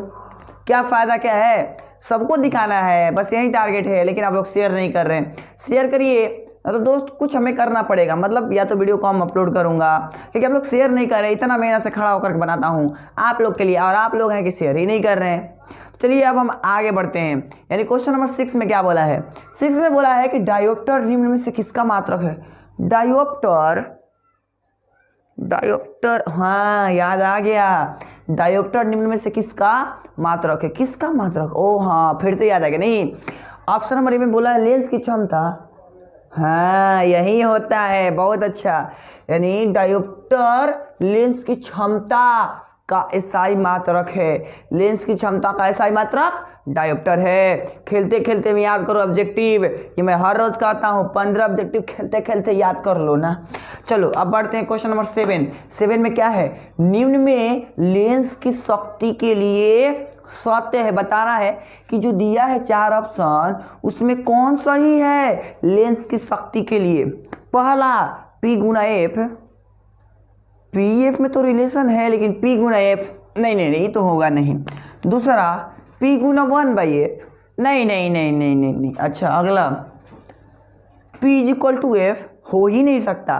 तो ऑप्शन नंबर सी क्या है? सही जवाब है। मतलब ये हुआ कि लेंस की शक्ति के लिए सत्य कौन है? P = 1/F। अगला क्वेश्चन नंबर 8। आप लोग ये वर्ड सुने हैं? कितने लोग सुने हैं? मरीचिका क्या होता है वो कमेंट करेंगे, और जो लोग नहीं सुने हैं मैं नेक्स्ट वीडियो में इस वर्ड को सुनाऊंगा। अभी भी तो सुना रहा हूँ, मतलब इसके बारे में बता दूंगा। ठीक है, मरीचिका आप सभी लोग जानते होंगे, नहीं जानते होंगे तो नेक्स्ट वीडियो में मैं समझा दूंगा, सुना दूंगा। डन। चलिए अब हम समझते हैं। पहले नंबर तो मरीचिका किसके कारण होता है? क्वेश्चन में बोला है मरीचिका के निर्माण का मूल कारण होता है।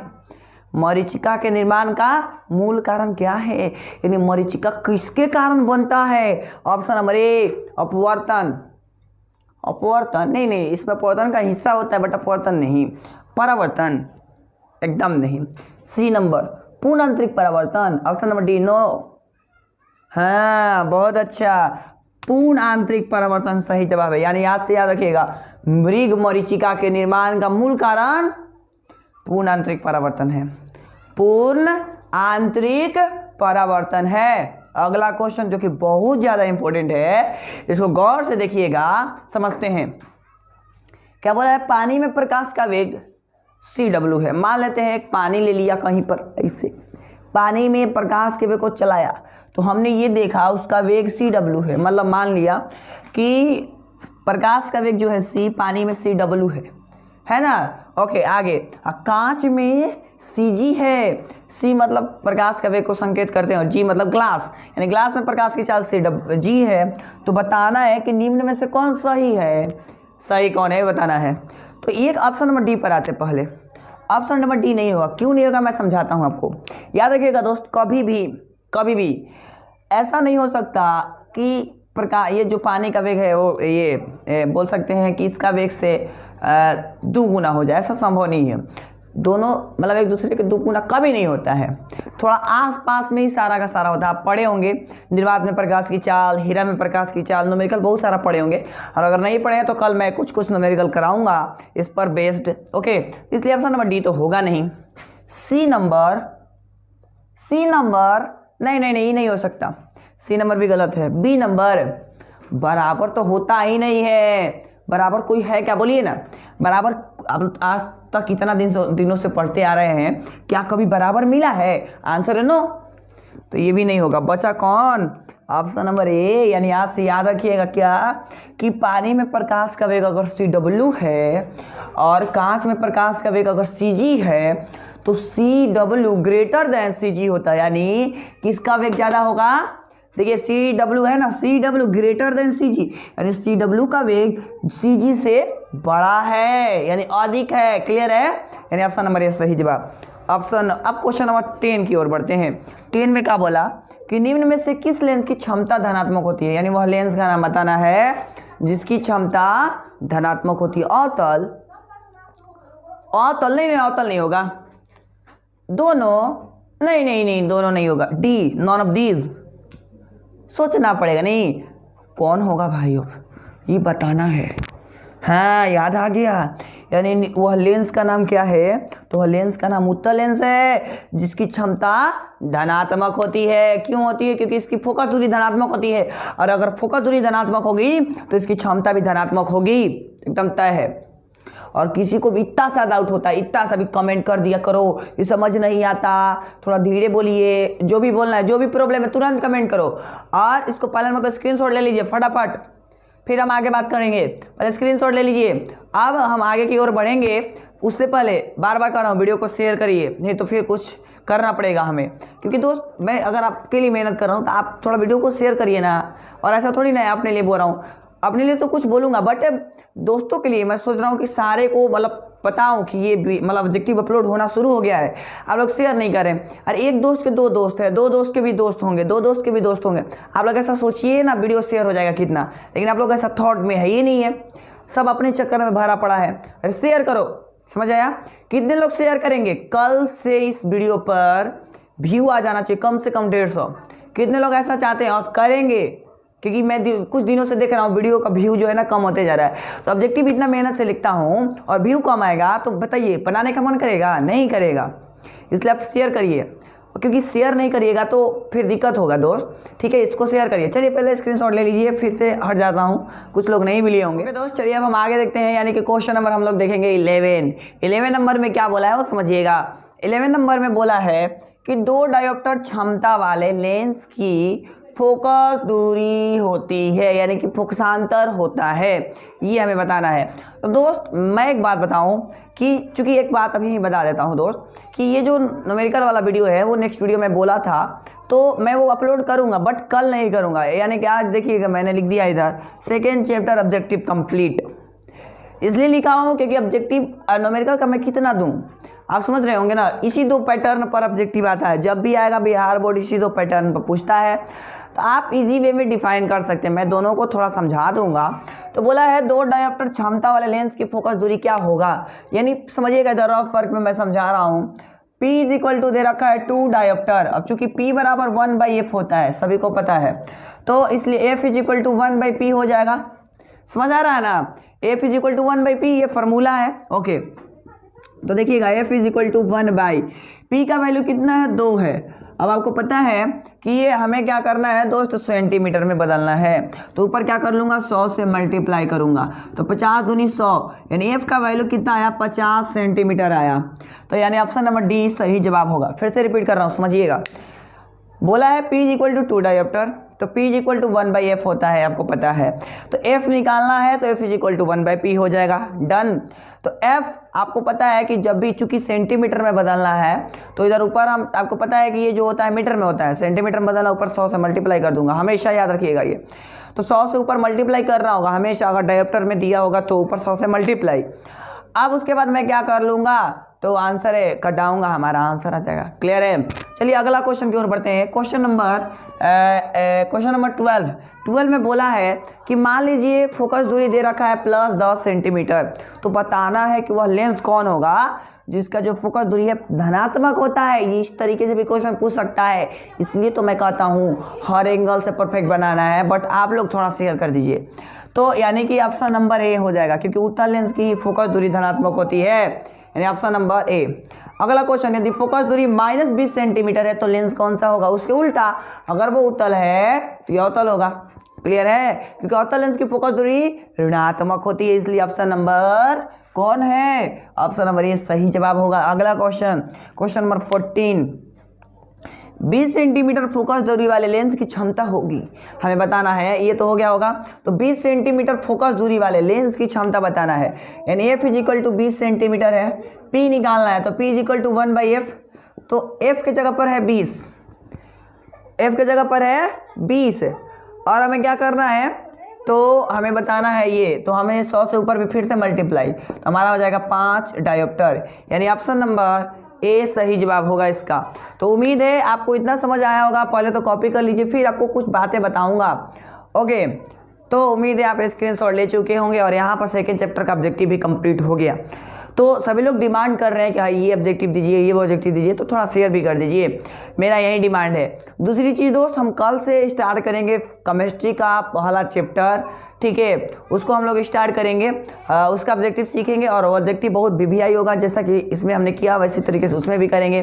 फिर मैथमेटिक्स, हाँ एक शर्त है, नेक्स्ट वीडियो पर यानी कि इस वीडियो पर और कोई भी सारा वीडियो पर हमेशा 150 व्यू, कम से कम 150 व्यक्ति के पास शेयर करिए सभी लोग, क्योंकि दोस्त का दोस्त है, दोस्त का दोस्त है, आप लोग शेयर करिएगा तो हो जाएगा। एक बार ठानिए तो सही, और नहीं ठानिएगा तो मुझे भी ठानना पड़ेगा कि वीडियो कम अपलोड करना पड़ेगा बस, क्योंकि मेरे को मेहनत करना पड़ रहा है और आप लोग शेयर नहीं कर रहे हैं। तो ठीक है, हम आज के लिए इतना ही रखेंगे। तो दोस्त अगर आपको ये वीडियो अच्छा लगे तो इसको लाइक कीजिए, कमेंट कीजिए और दोस्तों को शेयर कर दीजिए। मिलते हैं नए वीडियो में, तब तक के लिए जय Hind and thanks for watching.